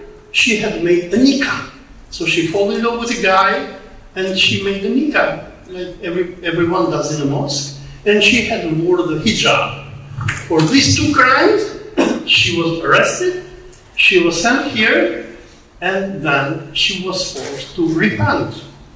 The guy that you see here at the very left, I forgot his name, his crime was that he had prayed namaz to Allah in public, in an open field. So if you pray to Allah, that is another crime. When we saw these people, we started crying. We had with us some Muslim journalists from United Arab Emirates and Saudi Arabia.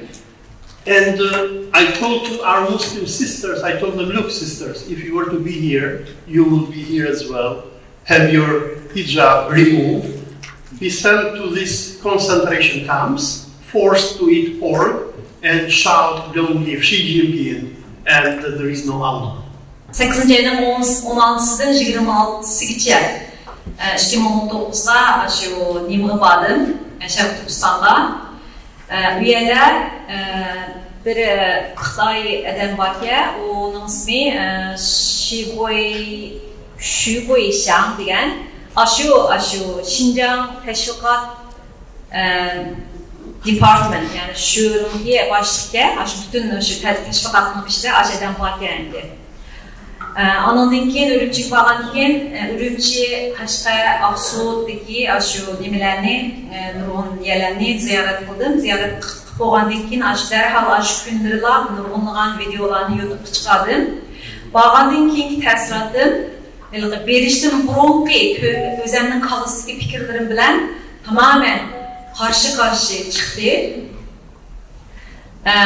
Ondan keyin shu yana bir rasmni ko'rsatdi, Ma Pingyang deydigan bu bir Xitoyningki tarixchisiga, shu tarixchisi bizga nurg'un oq qog'oz materiali, u Xitoylarning rasmiy bir dokumentlarini ko'rsatdi.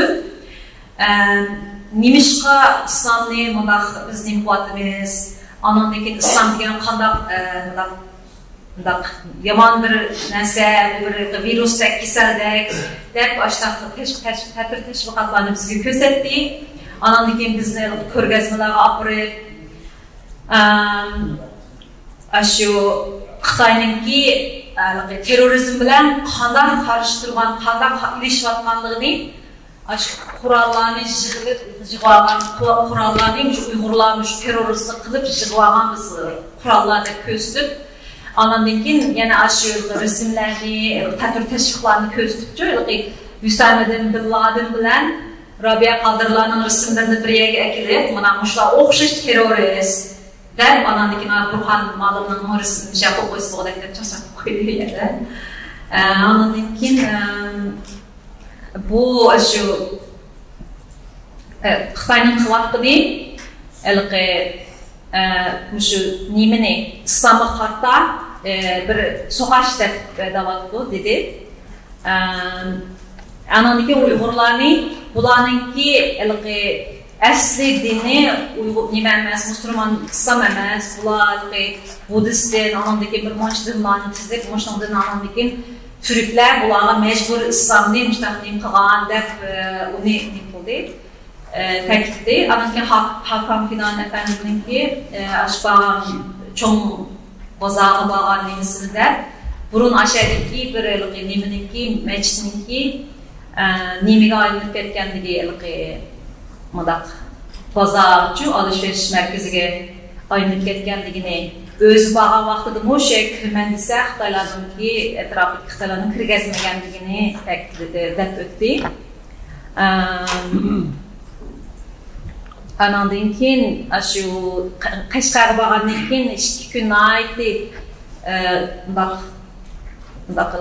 qattiq turib mechitga kirib namoz qilgan degandan keyin 2 kundan keyin ular shu mechitga ruxsat qildi cho'ng nimaga shu yerda bo'lgan ishlarni, anandan keyin shu yerda ko'rgan Uyg'urlar bilan bo'lgan gap so'zlarni Mahmuddan, Osiyadan, Sumayyadan shu ko'rgan kampdagi Uyg'ur qarindoshlarimizni nimdan kirkatding desa, ular aman nikoh, imom nikoh qilganim uchun meni kampga kirib ketdi dedi. Ondan keyin uchiq bir yerda namoz qilganim uchun deb o'zininki bu efendim, endi Olsi efendim, mushlarning begunoh tutilib ketgan, bularning faqat terrorist emasligiga ishonganligini bir tarafdan deb o'tdi. Va ondan keyin treatment. Okay. So Olsi, are you here? Yeah. Okay. So what's the last part of your cultural genocide part of the cultural genocide?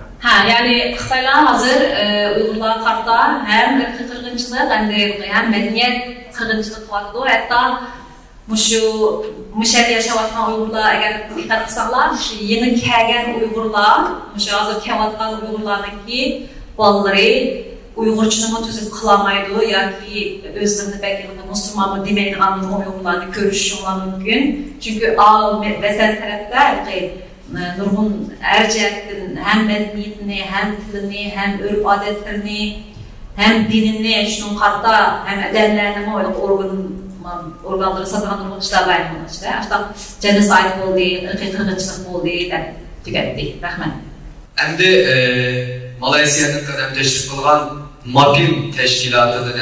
Yani Malazya'daki çok nüfuzlu teşkilatlarının birisi olan MAPIM teşkilatının kanatlaşılıp kılgan Zühdi ve Yuhi efendimni sərlikdə qılman sözlerini tərcüm qıpırış üçün Burhan Malım nümü sözlükdə qıpılar.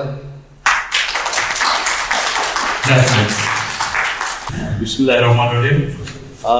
For clarification, my name is Zuri. I am a Malaysian Malay, especially for the Malaysian audience who usually think I'm Uyghur. Ya beni Nurullah Uyghur deb o'ylab qoldi. Men Uyghur emas, men Malaysiyalık bir Müslüman. Either way, I'm honored to be thought as Uyghur also. Yani men Uyghur bo'lsam, onun da faxrlanman dedi. Remember that one time we went into that Uyghur restaurant in Malaysia, in KL? That Uyghur waiter taught Uyghur to me and taught English to you. Yani Malaysiyaga men baga vaqtimda deydi, Uyghur aşkasına barsam, ayet kaçmaz, bana Uygurca yapıldı, sana İngilizce yapıldı deydi. Demek beni beklep Uyghur yapıldı senin karganda demekçi. Bismillah. I am Zuri from MAPIM, representing MAPIM. So MAPIM, we've just started a new organization called SUCI. We have been doing a lot of work for Uyghur, but we have formed SUCI, which stands for Secretariat Uyghur Care International, which is a more humanitarian approach, inshallah. MAPIM hem de Malasya'daki en çok teşkilatlarının biri desek buldu. Hem de Malasya'da 3-4 teşkilatlar en çoğunun biri bu. Bunlar hazır, şu teşkilatların aslında Uygurlar için Uyghur Care International, yani Uygurlardan kollaydıgan bir halkara teşkilat kurup Uyghur davası batkan bir teşkilat. This is the trip that the Chinese embassy in Malaysia took us to Beijing, Urumqi and Kashgar. Which year is that? 2019.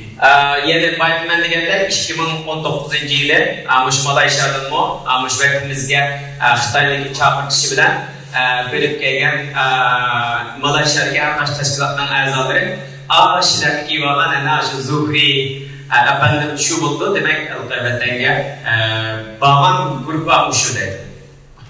When Professor Burhan saw this picture on my Facebook, he WhatsApped me while I was in Beijing. He said, Brother Zuri, this is dangerous. They will tell you all the propaganda. But wallahi billahi, I am more convinced because of that trip that Uyghur are being oppressed. Because I can see through all the lies. Deydo, men bu da Facebook koyğandayken Dr. Burhan'ın derhal uçur kılıp sen Xitay'daki nimisiga aldırlıqan bolduğum dep man uçur kıldı. Lekin men bağlılıqımdan şunda söyledim. Çünkü Uyghur Müslümanlarının ayada zulüm uçurayotganligini öz gözüm bilen körüp geldim dedi. At this particular forum, with the chairman of religious affairs in Beijing, I asked the chairman, I'm asking for a friend who is in Malaysia. His mother is missing. Yani ben Beijing bağlandığı ki muşu aşağıdaki dinleyişlerle mesul bir adamken ben onunla Malasya'da yaşayan bir Uyghur kardeşimizden anısının nerede geldiğini sordum. I was actually asking about your mother. Mağdurgen adır kadar ameliyatta benim ablamdan soraptı. And their response was, they just laughed at me. And they said that don't listen to all these terrorists, separatists, extremists, these are all lies. And I responded, this is my friend telling me, asking to look for his mother. And the mother is 80 years old, about 80 years old. Why is she a threat? Yani mama külüp koydu, yani külüp karadı. Sen o teröristlerin, bölgecilerin gibini alma ula bölgeci terörist dedi. Lekin ben onda demedim, o benim bir dostum. Ben dostumdan kapısı nerede hep soramadı ben.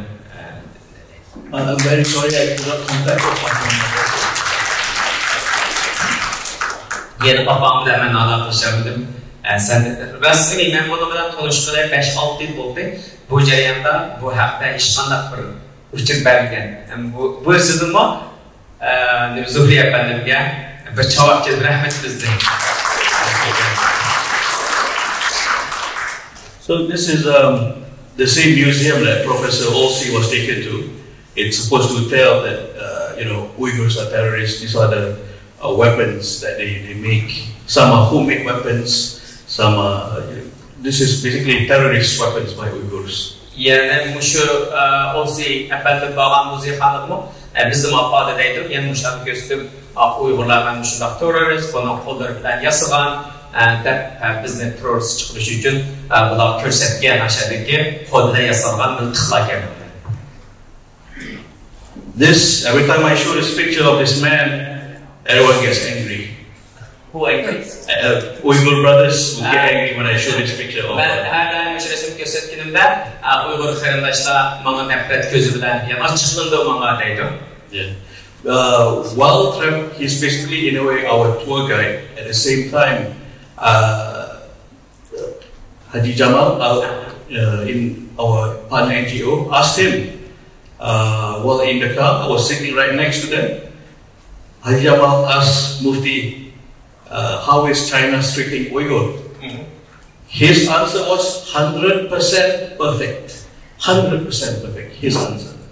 Yani biz ameliyatta ben şu ölümcül bağa bakımında şu Hacı Cemal'da hem bir baytın arasında ben bayt göz koyaydım. O umu nait yaxşı bir ben mağazadım bağa vakti körüştü. Ümmet efendimlerle bağını körüşken. Demek şu adam bunun da deydi. Xitay hükümeti Uygurlarla kandak muamele kılatı desem Xitay'dan 100% yaxşı eder. Bunda nem kıldı. I asked too many questions. I actually pissed him off. Nurhan soğandan sordum. Sorsam şunda ne kadar cevap hem de dedim. Aslında bu da çıkan resim gelmedi hesapta. This is the entrance to Iqah Masjid. Yani Iqah Masjid'e giriş erzigen bu arkadaşlar. So many cameras. Yani kameranın çıktığı yani bu kardeşimiz yani Kaşgar'a giderler. Yani bu Eydgan Camisi biliyorsunuz Kaşgar'da büyük bir Eydgan Camisi var. Bu girişte olan kameralarmış yani camiye girişte böyle çok kameraları varmış yani. This is the same imam of the Iqah Masjid, and we were not. It was Friday, and we were not allowed to pray Jum'ah. And all the imam was talking about was that carpet on the wall, that it was a gift from the government, it represents peace and whatever. But that's all it was. It was just talking about the carpet. Yani mescidga vaqtimizda yana shu o'ziga o'xshash imom bizni kutib oldi. Yana biz namoz o'qiyapmiz. Fakat bizga ma'lumot ko'rsatib, gilab ko'rsatib turib, hukumatdan biz qilgan iltifotidan mushkullarni maqtab turdi. Boshqa hech qanday bir narsa bo'lmadi deydi. This is Simon Masjid. Ben bu Eydgan Camisi'nin aldığındaki tushgan resimga Haji Jamal deganimiz ikkinchi rad turgan, soldan ikkinchi rad turgan adam Haji Jamal baytniki qilgan adam. This is one of the re-education camps. So essentially, what I've noticed, they take all the visitors, like myself, like Professor Olsey's trip, even our minister's trip, it's the same propaganda show. It's the same storyline, same flow. In the newspapers, I see the same guy in the same chair every time. It's like a Chinese opera. Yani biz bağlan yığılış kamplarının biri. Lekin ben kaçanda qarsam mesela o ziyarətçisiz olsun, yoki ben bassam, yoki başqalar olsun, ne kaçanda qarsam, şu o'xshash bir yerga qurdi, o'xshash shartga o'xshash adam mush narsani organizatsiyasini qildi. Demakki bu Xitoyning bir teatr Yandırım. Yani oyunu, yani halkaran gözü bozaşı için demek için. So basically it's just a show or repeat every time. Okay. I just have to share this picture. This co-op changed give me a vision whereby I want to return to Uzbekistan and enjoy Uyghur food in a free Uzbekistan. Maşallah. Muşu kavap deydi. Hemen Uygurlar buğan köz karşımda özgertmekte çokum ben bir günü azat ve hür Türkistan'a kaydıp muş kavap diye şey yeni yiyişine arzu kıldım ben, ümit kıldım ben. We also free from Zalim and in Uzbekistan that is Islam. Allah bir günü Türkistan'ın zalimlerini kutlasın ve İslam'ın muhaşi zalimlerini koldun kutlasın. And all the co-op in Istanbul is great, but the real Uzbekistan food is another level. Yani İstanbul'un kebap var deydi. Lekin Şarkı Türkistan'daki bu kebap işgalda bir yer kebaplar. Okşumayla deydi arkadaşlar. So we have to change our strategy because there's so many crises in the Islamic world, and it's called crisis fatigue. So we introduce the Uyghur issue in Asia through food because it's a form of soft power. Yani hem de şarkı sözcüğünü bilen kılalayımızda bu toksuz izlişkine ait mühimdeydi. Ben Malaysia'ya bağlandı ki Uygur'un yemekleri arkalık Uygur'un yaşam Malaysia halkıga tanıtmakçı buldum. Maybe Professor Burhan can attest to this, is how Malays greet each other, how Malaysians greet each other is dah makan. Sudah makan. Yani biz mu Dr. Burhan Fedudaydı, yani biz mu meritimizden şu evvel okşatmayı da iş kılıp tamak yedil mu da sudah makan da birbirimizi şundan soruşumuzdaydı. So the way to a Malaysian heart is through the stomach. So we started this program called Nan Time, where we introduce to slowly introduce people to the Uyghur food called Nan Time. So I make the videos on making naan, different type of naan, bazar naan, gosh naan, yapman naan. Maşallah, yani ben özel bahçenin Allah'ın kılıktaydım. Yani Uygur'un nanları ofştuk. Yani bizler yapman naan, göş naan, manta degende müşneslerle yasap Uygur'un medeniyetini aşmalayacağında tanıştırmakçı buldum deyim.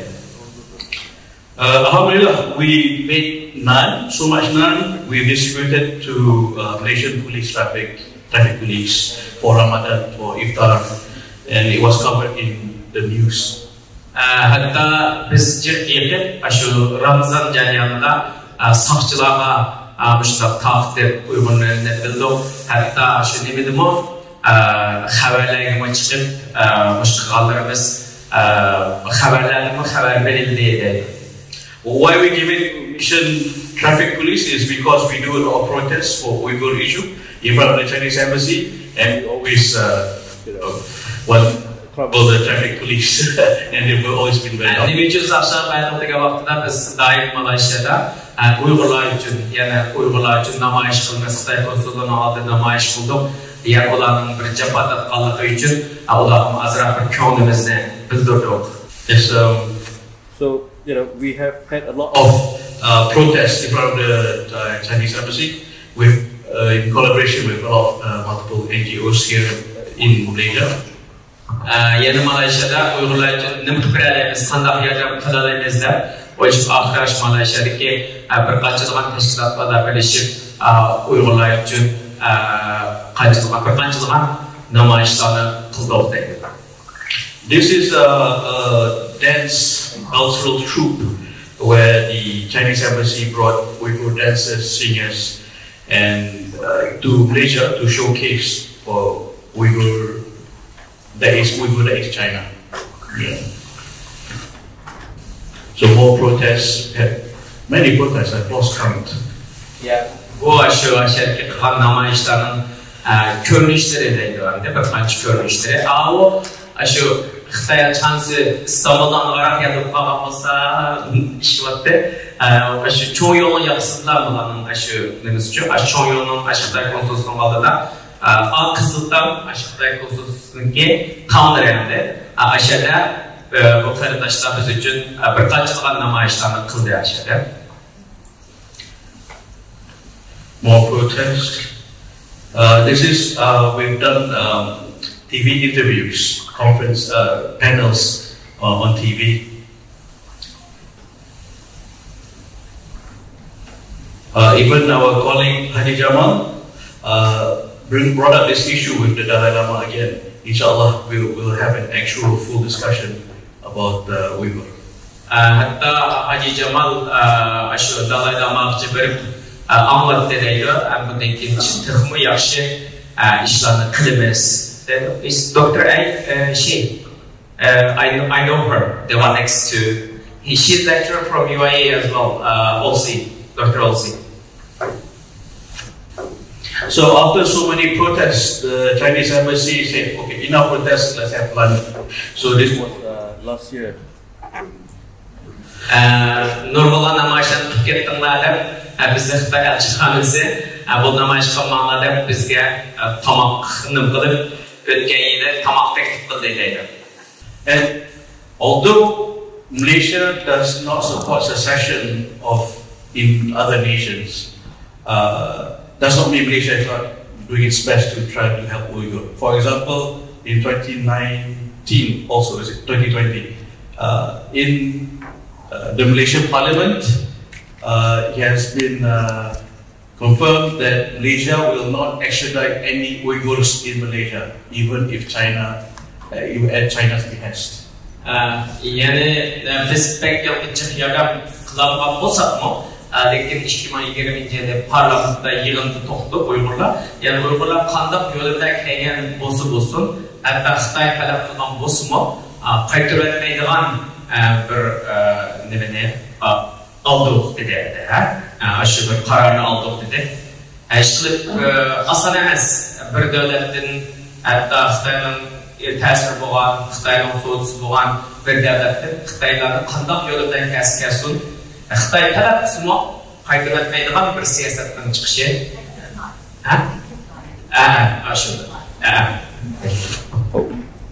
It is our dream to make Malaysia as a safe haven for Uyghur brothers and sisters. Inshallah. Yani biz Malaysia'daki Uygurlar için bir xatar bir davlat bo'lishni, bir xatar bir zemin bo'lishni umid qilamiz deydi. This is my boss and mentor, Sheikh Azmi. So this is where Suchi started. We had a roundtable discussion between NGOs in ASEAN countries about this many representatives from ASEAN countries.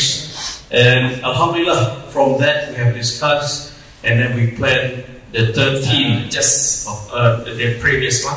Ama adam hem de şundan bir esir adam ki bu adam hem de üçüncü katımlık bölge yılında şu Uygurlar için hareket kıldığan bir supuni, sahneme supuni kurup çıkan adam. Şundakla bu adam Uygur kırındaşlardan kim kes-kesun, has teşkilatın kes-kesun bağrımızı açaylı. Uygurların için hangiçelik destek verirse şunçak bireyli. Biz bu teşkilatlar almaylı, taş teşkilatın adam gelse bağrımızı açaylı da bizge naide pul için emez, menbet için emez. Hakiki, ben tunuğalığım için kıtıp koydum bu geplerini. Hakiki Uygurlar bir çıkış. Yani Müslümanlarcılıkta İslam'da çıkışın küreş kılatkan bir adam. Şu Zuhri Baye'de bu şahane bir çağır gelip rahmetimizle buyurup we appreciate President Chungkazmi. Say salam to him and also convey our appreciation to him as well. Inshallah. Thank you. I just translate the one Chungkazmi said, whoever party is coming to us, we should open our heart to them. Yes. You told me this, that's I translated to them actually. Okay, okay, thank you.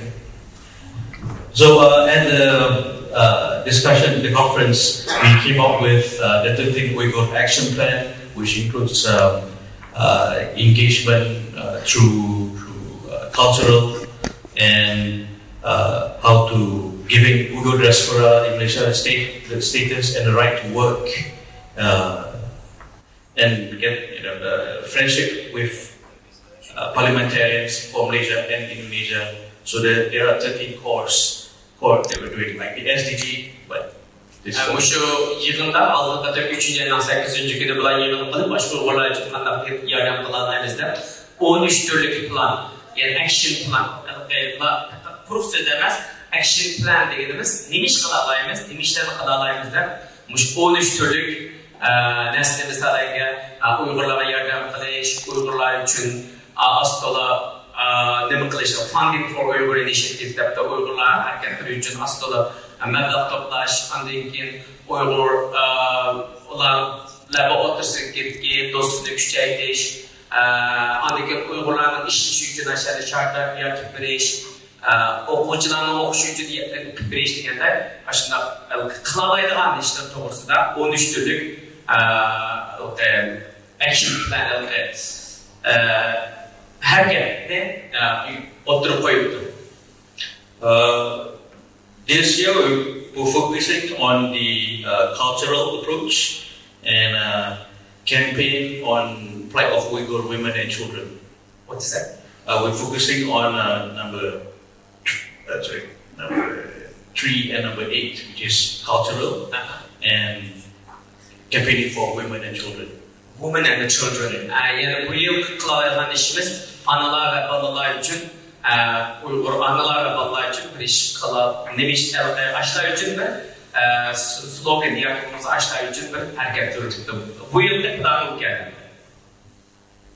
So what I'm going to be doing here in Istanbul for the next 2 weeks is focusing on Uyghur culture, arts and crafts, made by Uyghur single mothers in Zeytinburnu and Sapakoy, inshallah. And as you can see, that Uyghur clothing and our ethnic clothing, there's a lot of similarity. Yine bu kıtmen işkepten bulman İstanbul bu jarayanda tul ayallarının ki yani tul ayallarının kolu bilen yazılan hünerverlerini Malaysia kapırıp Malaysia'da setip aşağıda bu Uyghur tul ayalları için azraq bir nesli kıpırış doğrusu şunun için keldim şirkette İstanbul'da bulmandaydı. Hem de Uygurların kiyimler qaraydigan bolsak ve bizdeki kiyimlerimizni qaraydigan bolsak o'xshab qoladigan deydi. So it wouldn't be too out of this world for Malaysians to accept Uyghur fashion and style. So a call to action. So I'll be here for 2 weeks, inshallah, helping single mothers to export. They make really good arts and crafts, and we want to help them with their income because they're raising the next generation of Uyghurs who are practicing, inshallah.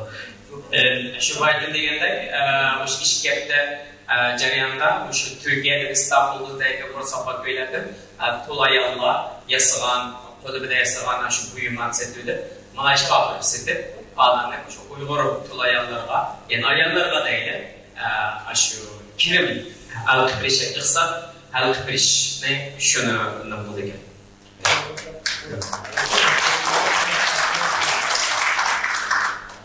There is this Malay expression, tak kenal maka tak cinta.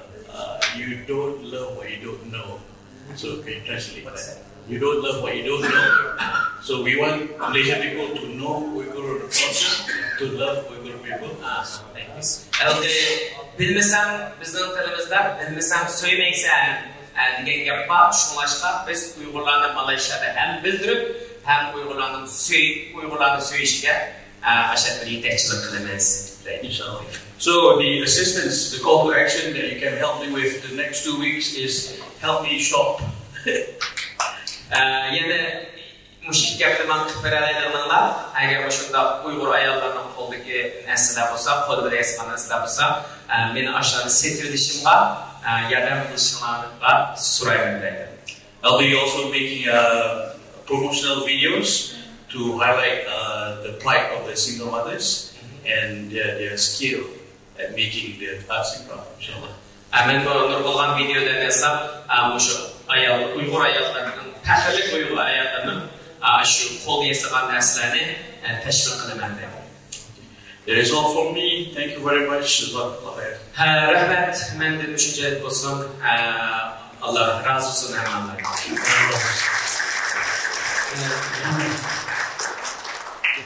I'd like to present a gift from Uygurlar için hem de vakt sarf kılıp veya hatta birinci Cumhuriyetimizdeki kurulan resimleri kılıp bir kitap yazıp şu Uygur'unki kendisindeki kandak olganlığı nurgun resimdeki neslerden Çingü Azmi degan kardeşimiz kitap yazıp çıktı. Bugün bu kitapta Ümit Agay Efendi bilen Mahmud Davullan'la Zuhri'ninki soğuk iken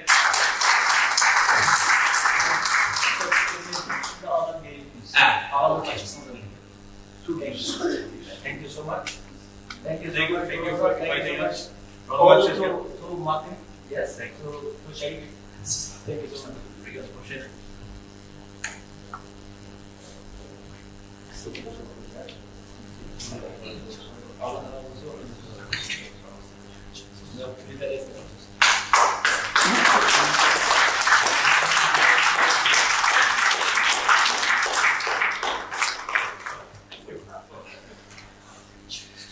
Çukurova Üniversitesi'nden Hakkı Çiftçi hocamızın hediyesini alması için sahneye davet ediyorum.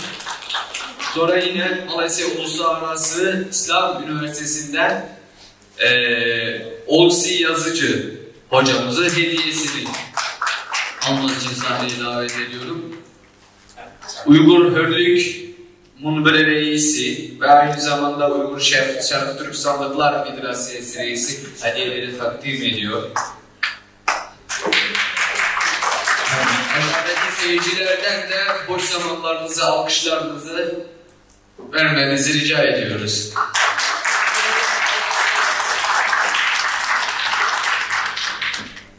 Yine Hüdavendigah'ın türbesinde, ben Doğu Türkistan'dan geldiğini bilmiyordum. Saniye teyzemiz, 1. Sultan Murat'ın türbesinin bekçiliğini yapıyor. Gittik, ellerinden öptük, ablamız tanıştı, hüngür hüngür ağladı. Biz dedik ki bizim için dua edin.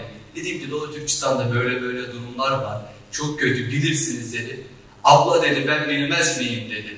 Abla telefon kullanmıyor, gazete okumuyor. Türbenin yanında ve kendi locasında televizyon yok. Muhtemelen 70 yaşlarında sanırım. Saniye teyze. Dedi ben dedi adım gibi bilirim dedi teyze. Ve her gün ağlıyorum dedi. Biz Türk'üz diyor. Biz oralardan geldik diyor. Ve öyle ağlıyor. Bu konuyu nereye getiriyorum? Şuradan kapatacağım. Dervişin birine sormuşlar. Yolda giderken bir meczup hep Allah var, Allah var, Allah var diye dolaşıyormuş. Şehirli de artık gına gelmiş, demiş ki adamı bir tokat yapıştırmış. Demiş ki yeter artık demiş, Allah var biz de biliyoruz. Meczubun verdiği cevap çok enteresan ve çok derin ama çok kısa. Diyor ki kardeş, Allah bildiğiniz gibi değil, Allah hakikaten var. Biz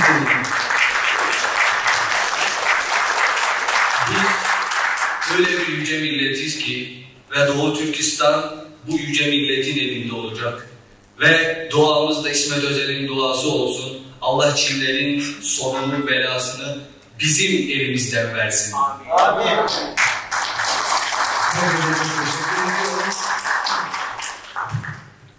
Şimdi 3. oturumumuz için Sabahattin Zaim Üniversitesi öğretim üyesi Burhan Uluyol hocamızı alkışlarla oturmaya davet ediyorum. Sonra burada nur yüzlü bir annemiz var. Şemsi Kamer annemiz. Alkışlarla davet ediyorum. Sonra da Uygur Kadınlar Birliği'nin İstanbul'daki reisi Gülsü'e Ebeydullah hanımefendiyi alkışlarla sahneye davet ediyorum. Esselamu Aleyküm. Milletimizin başına bala afetini yağdırılan canlılar terörist Xitay karşı kuraş kılış. yalnızda atlı gidek evren çevrilerimiz 7'den 70'e ayol ve erkeklik hemmisinin mesuliyeti ve mecburiyeti olup kaldı. Şunun için hemimiz derslerimizde pedagogladık. Zaten Buruk Can'dan başka işimiz kalmadı. Oturup koyup milletimizin vatanımızın tutulmuş için kolumuzdan geleni kırışmak gerek. Ben bu yaşını almış, işimden hoş ağırlar, kolumdan geleni kılıp bu küreşke tövbe boşluğa tırışmadım ben. Bana hoşunca tan selametlik ve küçük kuvvetlerine Rabbim'e çeksiz şükür kılmak. Şimdi bugün benim aslında hitap etmek istediğim Türkiye'yi yönetenlere idi. Ne yazık ki davet edilen siyasetçilerden, ne iktidardan, ne de muhalefetten bir kişi dahi gelmemiş. Hiç değilse birkaç muhterem hocamız buradaymış. Bari onlar duymuş olsunlar. Süper güç haline gelen Çin, ABD'nin dünya hegemonyasına rakip olup onu artık uluslararası ekonomik ve siyasi ilişkilerde karar verme konusunda çaresiz bırakıyor. Yani belirleyici rol oynamayı çaresiz bıraktı. ABD'nin güçlenen Batı devletlerinin bile bağımlı hali geldiği Çin'i yıkmaya gücü yetmediğinden onun ekonomi ve teknoloji gelişmesini yavaşlatmak, zayıflatmak, hatta engellemek için bir takım tedbirlere başvurduğunu görüyoruz. İhtiras, tamah ve açgözlülüğün sınır tanımaması paranın neredeyse ilah yerine geçmesine neden olmuştur. Bu da Çin'in Doğu Türkistan'da işlediği insanlık suçunu aklamak ve soykırımı haklı göstermek için parasıyla özellikle gelişmekte olan devletleri ve medyaları satın almasını ve istediğini yaptırmasını kolaylaştırmıştır. Dolayısıyla Uygur davasına sahip çıkacak ne bir Türk devleti var ne de İslam alemi. Bu sahipsizlikten faydalanan ABD meselemizi Çin'e karşı kol olarak kullanıyor. Biz de buna razı olmak durumundayız.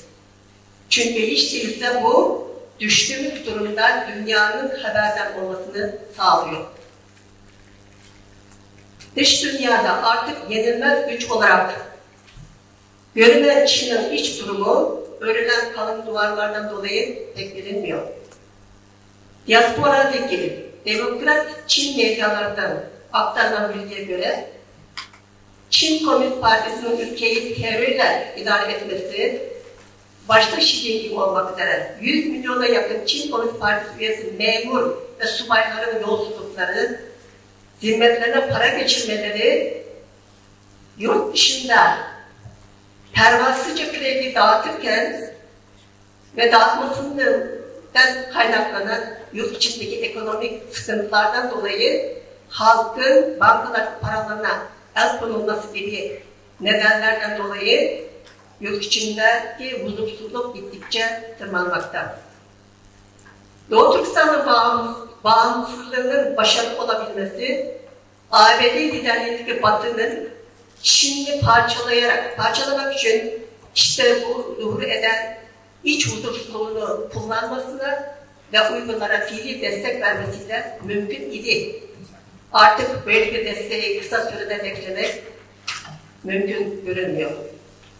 Keşke İslam alemi ve Türk alemi dinini ve gücünü korumak adına İslam ve Türk'ün ezeli düşmanı olan ateistik Çin'in Doğu Türkistan'da din ile birlikte Müslüman Türkleri yok etmek teşebbüsüne ondan aldığı para karşılığında destek vermeyip uzun vadeli çıkarı gözeterek ona karşı birlik olabilseydi zengin doğal kaynaklarımızdan dolayı parası olurdu. Çinler geri adım attıracak gücü de. Zira İslam ve Türk aleminin Çin'e olan ihtiyacından daha ziyade doğal kaynaklardan dolayı Çin'den daha fazla ihtiyacı var bu ülkede. Türkiye'nin iç ve dış düşmanlarının çokluğundan dolayı sorunun büyük olduğunun farkındayız. Batı'dan ihanet görmesi nedeniyle yürüttüğü Çin ile dostluk siyasetini de anlayışla karşılarız. Bununla birlikte Türkiye yıllardan beri her platformda Uygur halkına sahip çıktığını belli etse de Türkiye'nin bize sözlü arka çıkması bizi avutmaktan başka şey yaramıyor. Bizim avutulmaya değil, somut desteğe ihtiyacımız var. Tıpkı Osmanlı'nın yaptığı gibi. Sultan Abdülaziz Han ile Abdülhamit Han kendilerinin çektiği sıkıntılara rağmen kurulan Şarkı Türkistan İslam Cumhuriyeti'nde yalnız tanımakla kalmamış, kaç para, memur, subay, öğretmen ile birlikte silah da göndererek maddi ve manevi yardımlarını esirgememişti. Türkiye'de siyasetin görünen yüzüyle Çin'in toprak bütünlüğünü savunup teşkilatlarımızın Çin'e karşı yürüttüğü barışçıl etkinliklere sınır getirerek ve Rabia Kadir gibi siyasi liderlerimizin Türkiye'ye girişine yasaklamak gibi tedbirleriyle Çin'i memnun etmeye çalışırken görünmeyen yüzüyle bize hakiki manada sahip çıkmalı ve bağımsızlık mücadelemize maddi ve manevi desteği vermelidir. İnsanlık duygusunu yitirmeyip haklı davamızda yanımızda yer alan tüm değerli siyasetçi, akademisyen ve STK'ların da bu tür desteklerin verilmesinde aktif rol oynamalarını bekleriz. Biz de nankör bir toplum değiliz. Maddi manevi borçlarımızı ilk esasla ödemesini de bilen bir toplumuz. Tıpkı Osmanlı'nın bize yaptığı iyiliği unutmayın. Türkiye'nin Çanakkale ile Kurtuluş Savaşları'na yüzlerce atamız katılarak canlarını feda ettiği ve o savaşlarda maddi yardım yapmak üzere bizim de yurdumuzda düzenlenen seferberliğe coşkuyla katılıp halkımızın bunu da yapmış olduğu gibi. Bu nedenle olsa gerek Atatürk'ten bir grup genç Uygur'u Türkiye'ye getirip subay olarak yetiştirmiş ve bunlar arasında bazılarını kendi hizmetine almıştı. Türkiye'deki siyaset analizciler her zaman Batı'nın Türkiye'yi parçalamaya çalıştığını vurgular. Doğrudur, bunu biz de görüyoruz. Bu sadece yeni değil, yüzyıllardır devam gelen bir teşebbüs olduğunu da biliyoruz. Türkiye Devleti'nin aldığı tedbirler ve Allah'ın koruması ile bunu gerçekleştiremediğini de hayranlıkla izlemekteyiz. Demem odur ki, niyetini açık belli eden düşmanı fark etmek kolaydır. Ancak bu ülkeyi parçalamak değil, bütün yutmak için sinsice hareket eden düşmanı fark etmek de doğrudur. Atamız Bilge Kağan'ın tarif ettiği Çin hilelerini aklından çıkararak gaflete dalmanın bedeli ağır olur. Sözüme son vermeden önce son 7,5 yıldan beri uyara geldiğimiz şu gerçeği bir kez daha vurgulamak isterim. Hatırlanacağı gibi Xi Jinping göreve geldiği 2012'de Çin rüyasından bahsetmiştir. Çin rüyası, Çin ırkının ezelden var olan dünyanın hükümdarı olma arzusudur. Çin'in Uygur soykırım siyaseti 8 ülkeyle sınırdaş olup bu ülkenin dış dünyaya açılan kapısı konumundaki Doğu Türkistan'a tam hakim olma çabasıdır. Uygurların vatanı işgal edildiğinden beri Türklere geldiği bağımlılık mücadelesi Çin'in dış dünyaya uzanmasını zorlaştırıyor. Bu zorluğu aşarak hedefine ulaşmak için bir takım stratejileri yürürlüğe koymuştur. Bunların ilki ülkelerine sığınan Uygurlara iade etmesini sağlayan Şanghay İşbirliği Teşkilatı'dır.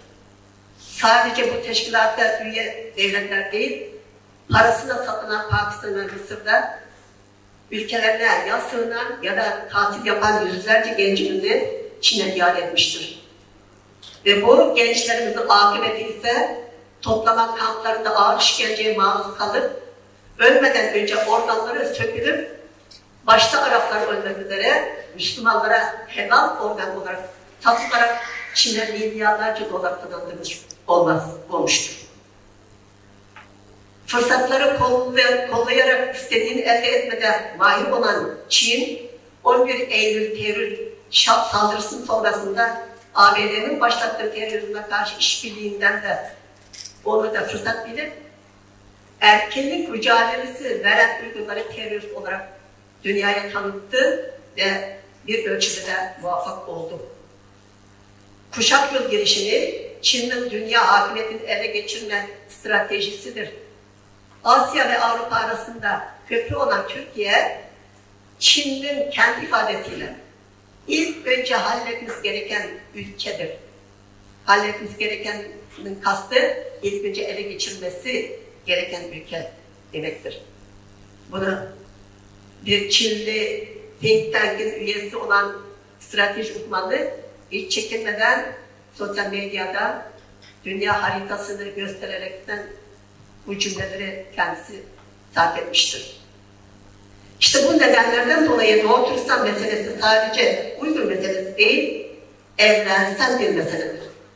Dolayısıyla Türk ve İslam dünyası, Doğu Türkistan'ın bağımsızlığına yardım etmekle kendi bekasında korumuş olur. Teşekkür ederim. Teşekkür ederiz. Şaşkın arkadaşlar razı olsun. Endi bu hediyemizge azraq yürek sözler bağışlaydı bir 5 yıl oldu. Özün yürek sözleri devamında buyursun. Rahmet. Amalarına hoş bakış hayırlı olsun. Ben bir zöhre Beydullah 16 yıl bulunmuş Türkiye'ye geldim. Niçin geldin Türkiye'ye? Aslında aşı vatanda terbiye okumuşum Kırvatattım. Vatandaki yaşlarını terbiye okumuş boğandım. Hem de yayınlıkım bilen bir oyğundaydı. Ben takım kampımlığı 2011 yılı 10. ayın 1. günden 17. günüce yani yugurab ettim 17 gün. Şundan keyin o yaşlar dedi ki bana, "Ada bundan keyin yani nemişlarni qilsiz?" Degandiki men Xudoy buyursa sharoit yaratsa mana shu mustaqillikni yugurab ketman dedim. Onu faqat to'xtab qolmadim. Masalan, Mr. Qo'mandik bizanki taklimatdan o'qishmaganligi issiq bo'lganligi men issiq bilan qiynaldim. Masalan, bugun ma'lum niyatki Mavatdan shu pek sovuq shunda ters o'tirayapman yerda. Ben issiq ko'rayapman. Yani issiq kunlar ichida. Shu natijalar bilan kelib Misrga berib çoxum shu faoliyatni qilamiz deb Turkiyaga kelgan bo'ldim, ammo bolalarniki rahmat qilsa biz to'y shundan keyin to'yga ketib qoldi. U tuyuqsiz zarbadan keyin men bu faoliyatni davomlashtirolmay qoldim, ammo bolalarimni mushkam chiqarlar anamiz biladi, yaxshi tarbiyalab chiqdim, Uyg'urcha sudek gap qiladi. Ben bu kadın tuyuqsiz taklif qilgan bo'lg'achqa tayyorliksiz kelib qoldim. Xalqimizga rahmat aytaman. Onun bir kitap keldim ben. Bu kitapni shu bizniki yozuvchilar yozib ketgan Kündürlü xotiradan foydalanib yugurish jarayonida Kündürlü xotira yozib shu xotiramdan foydalanib yozgan kitob bo'lg'achqa aytdim men o'zim qo'lim qalam berib xaritariya ekib qo'ydim inshaalloh uni yuz ko'rishtirman. Ama o kitapni 2018-yılı Zeytinburnu'da oturattık. Şu Zeytinburnu Belediye'deki Başkanı Murat Aydın sen bana 2015'te geldiğinde bir kitap okuyan eş kitabını bir tercüme kılgan olsam Uygur için okuyamadım dedi. Şunun makul dedim ama ben kızlarını sakladım. Çünkü kızlarım da küçüktü o vakıda. Kızlar biraz şu olsa Uygur için üyetti, Türk için yakşı mektep bugün vardı. Çokum bunlarla tercüme kılsam. Çünkü ben evlatlarım için, babalarım için kızlardan iş boğan dikinde. Kızlarını saklap ötkençili biz kolumuz aldık. Allah'ına oturup bu kitabını Türkçe, Uygurçası masasını tutken.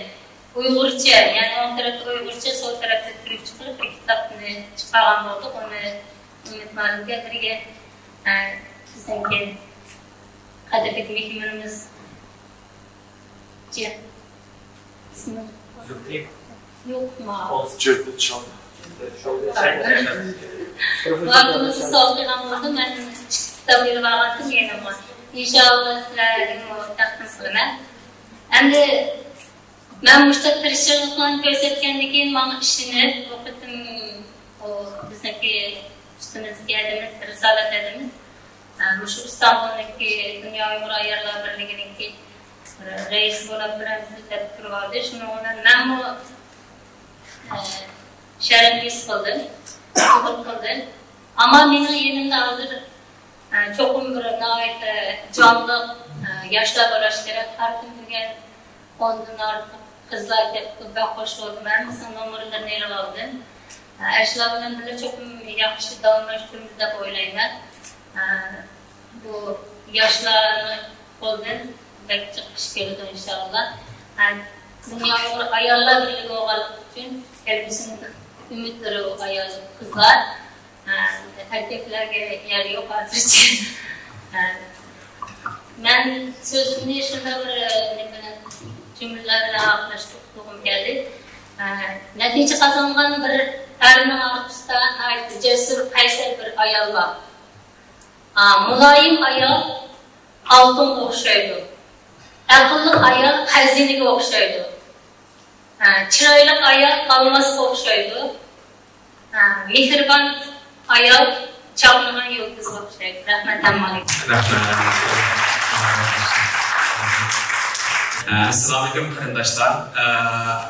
Biz bolup mu dünya Xitoy Uyg'ur 40 yilga boshlagandan buyon hammamiz Kusal ustozini tatib, Mahmud Davullovicha, Ümit akamizni tatib, hatto nurg'un qarindoshlarimiz o'zining qo'lidan kelganini, o'zining qo'lidan nima kelsa shuni qilishga tirishdi.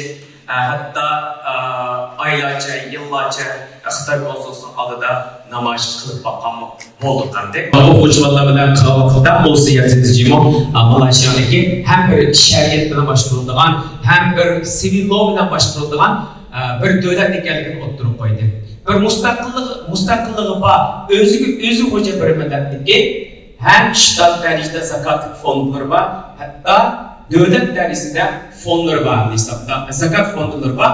Ama demek ki bunu nima degan vaqtda biz bu özümüz şu vatan davası için bazı fonlarni o'ttirib chiqishimiz kerak.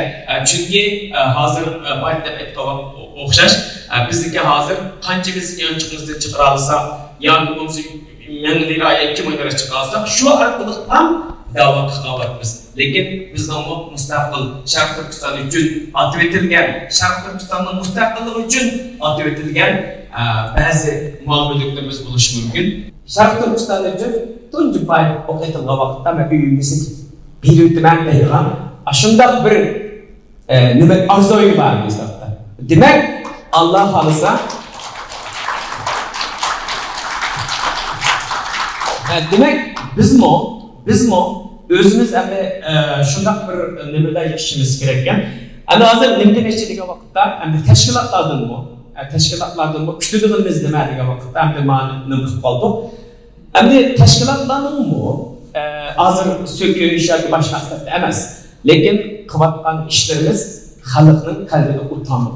Masalan, men 2018-yili Turkiyaga kelgan 6 yil bo'ldi.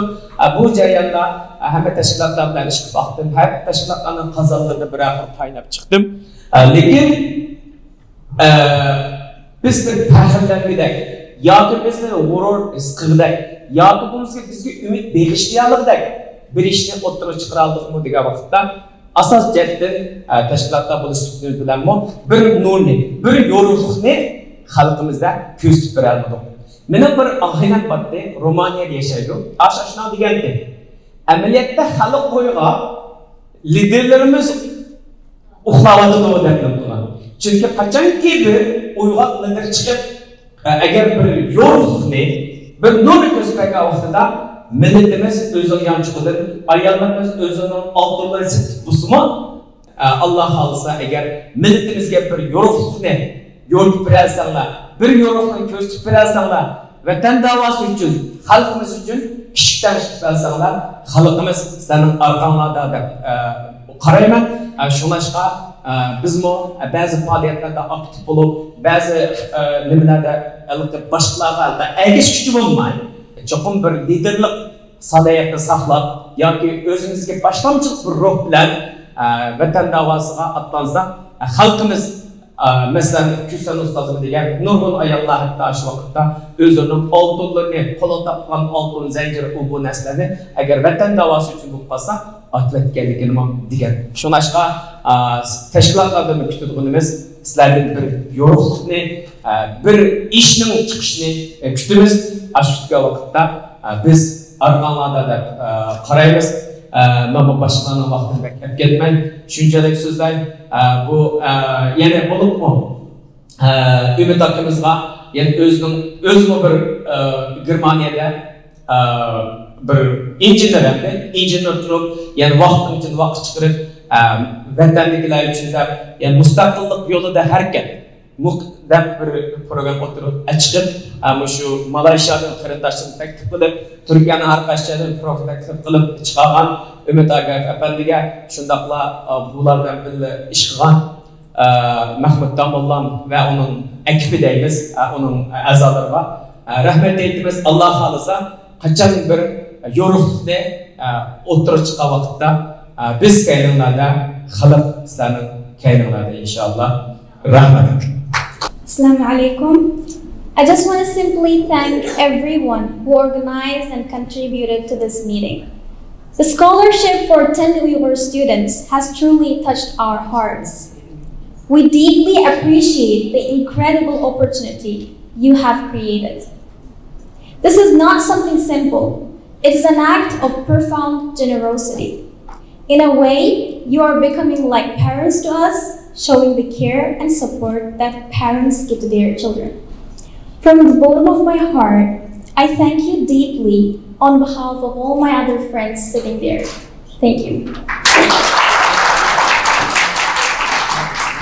Uyghur ilim mərifət vakfının reisi və həmimizlə duruşduq.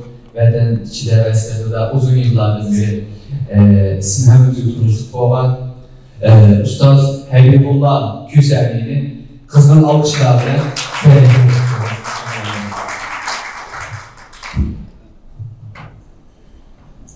Assalamu alaikum wa rahmatullah.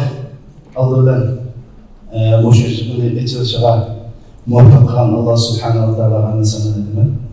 İkinci de Moşuşluğunu orunlaş bo'lgan qarindoshlarımızdan o'rlik memur olsun, yoki federatsiya olsun, hammalardan Allah razı olsun. Va shundaqla o'zining qimmatli vaqtini chiqarib, mayli biz turk qo'shiqlarimiz olsun, Uyg'ur ustalarimiz olsun, Moşuşluğun kelgan barliq qarindoshlardan Allah razı olsun.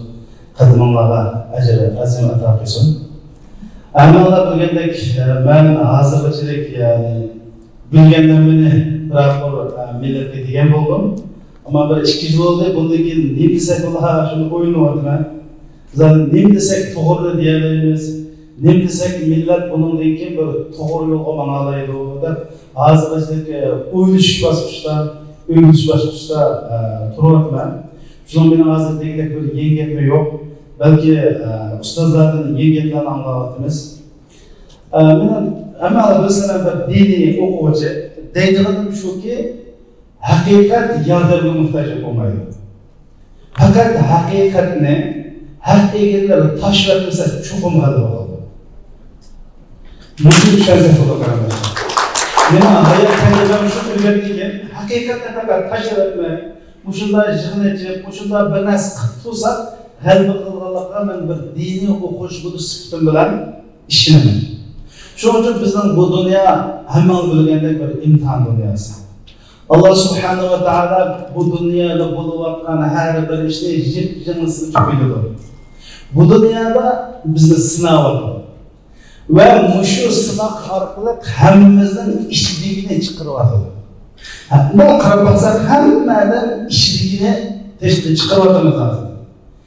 Muşu 4-5 milyon Türkiye'de yaşayan jarayonunda yakalanın itek oğlunun itekinin yakulgalığını vay deb çoğun bilgenlerin aslında kiçikliklerini gözümü Allah göz yıkılgan kiçiklerine acayip çoğun ikenligini görüyorum. Ben nurgun qarab İsir Müslümanlar degenlerinin ameliyatın Müslüman emas ekenligini, ben qarab mağub dininden alakasız bağımlı degenlerinin Müslüman ekenligini görüyorum. Ben bu dünyanın hakikaten imtihan dünya ekenligini gördüm. Allah subhanahu wa ta'ala hemenlerine muvaffak etsin. Rahmet.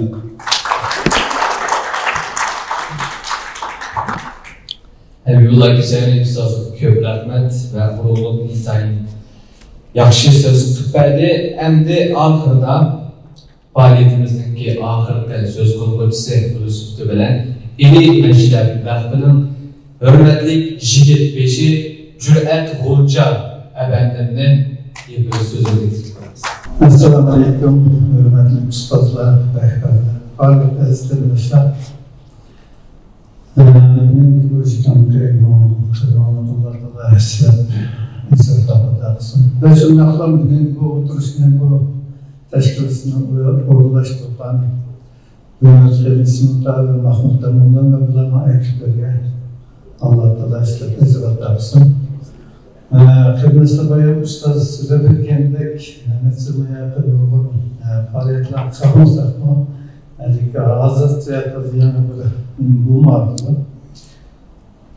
İnşallah şu jığılışımızın yeni bir faaliyetlerini başına vətən boğan, vətənimizin müstəqilliği boğan yaxşı işlerin geçişini Allah'tan dileyimiz.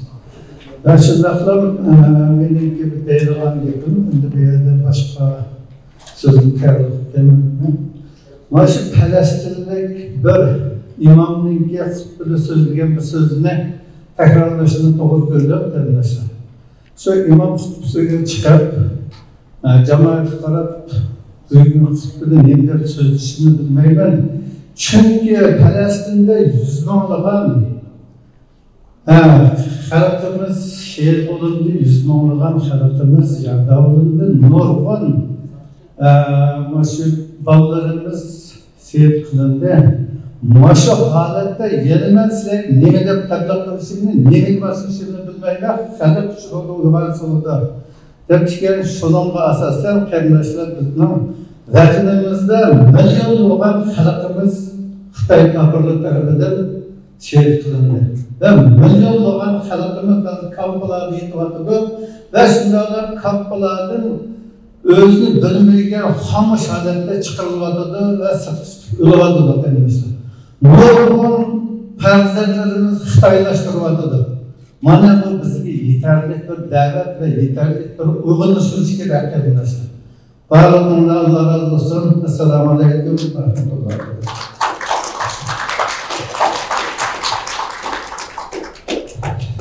Faaliyetçi kadar teşvik olan bağlılık aziz mehmanlar.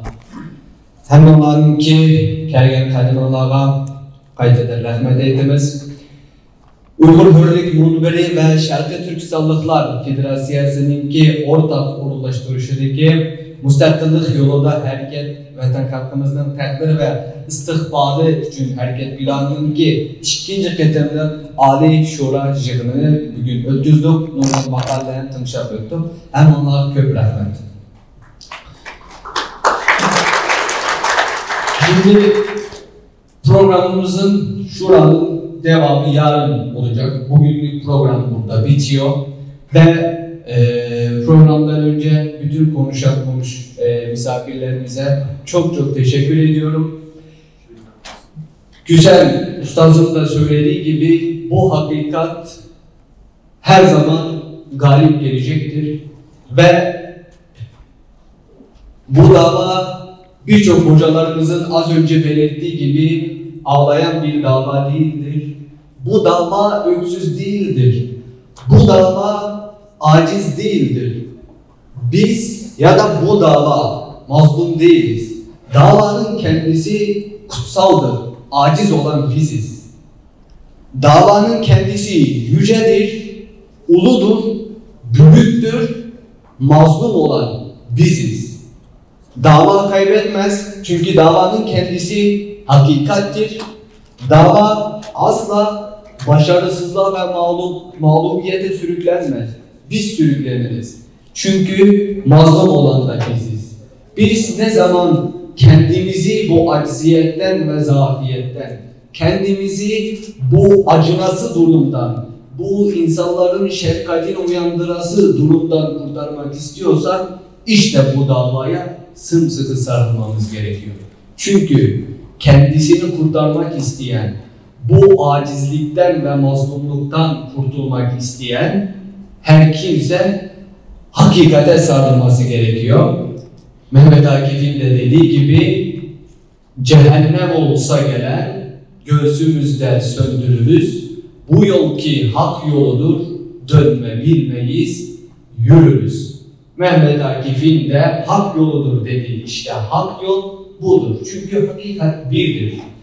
Ve aynı zamanda Necip Fazıl'ın da söylediği gibi hapisteki oğluna yazan mektupta Mehmet'im sevinin başlar yüksekte, ölsekli sevinin eve dönsek sanma tekerlek kalır tümsekte, yarın elbet bizim, elbet bizimdir, gün doğdu, gün batmış, evet bizimdir diyoruz. Son duamız olarak da ey Allah, ya Rabbi diyoruz ve son aminde bitiriyoruz. Devletimizi işgal eden Çinlilerin belasını ve sonunu bizim elimizden ver Allah'ım. Amin. Herkese teşekkür ediyoruz. An itibariyle programımız sona erdi.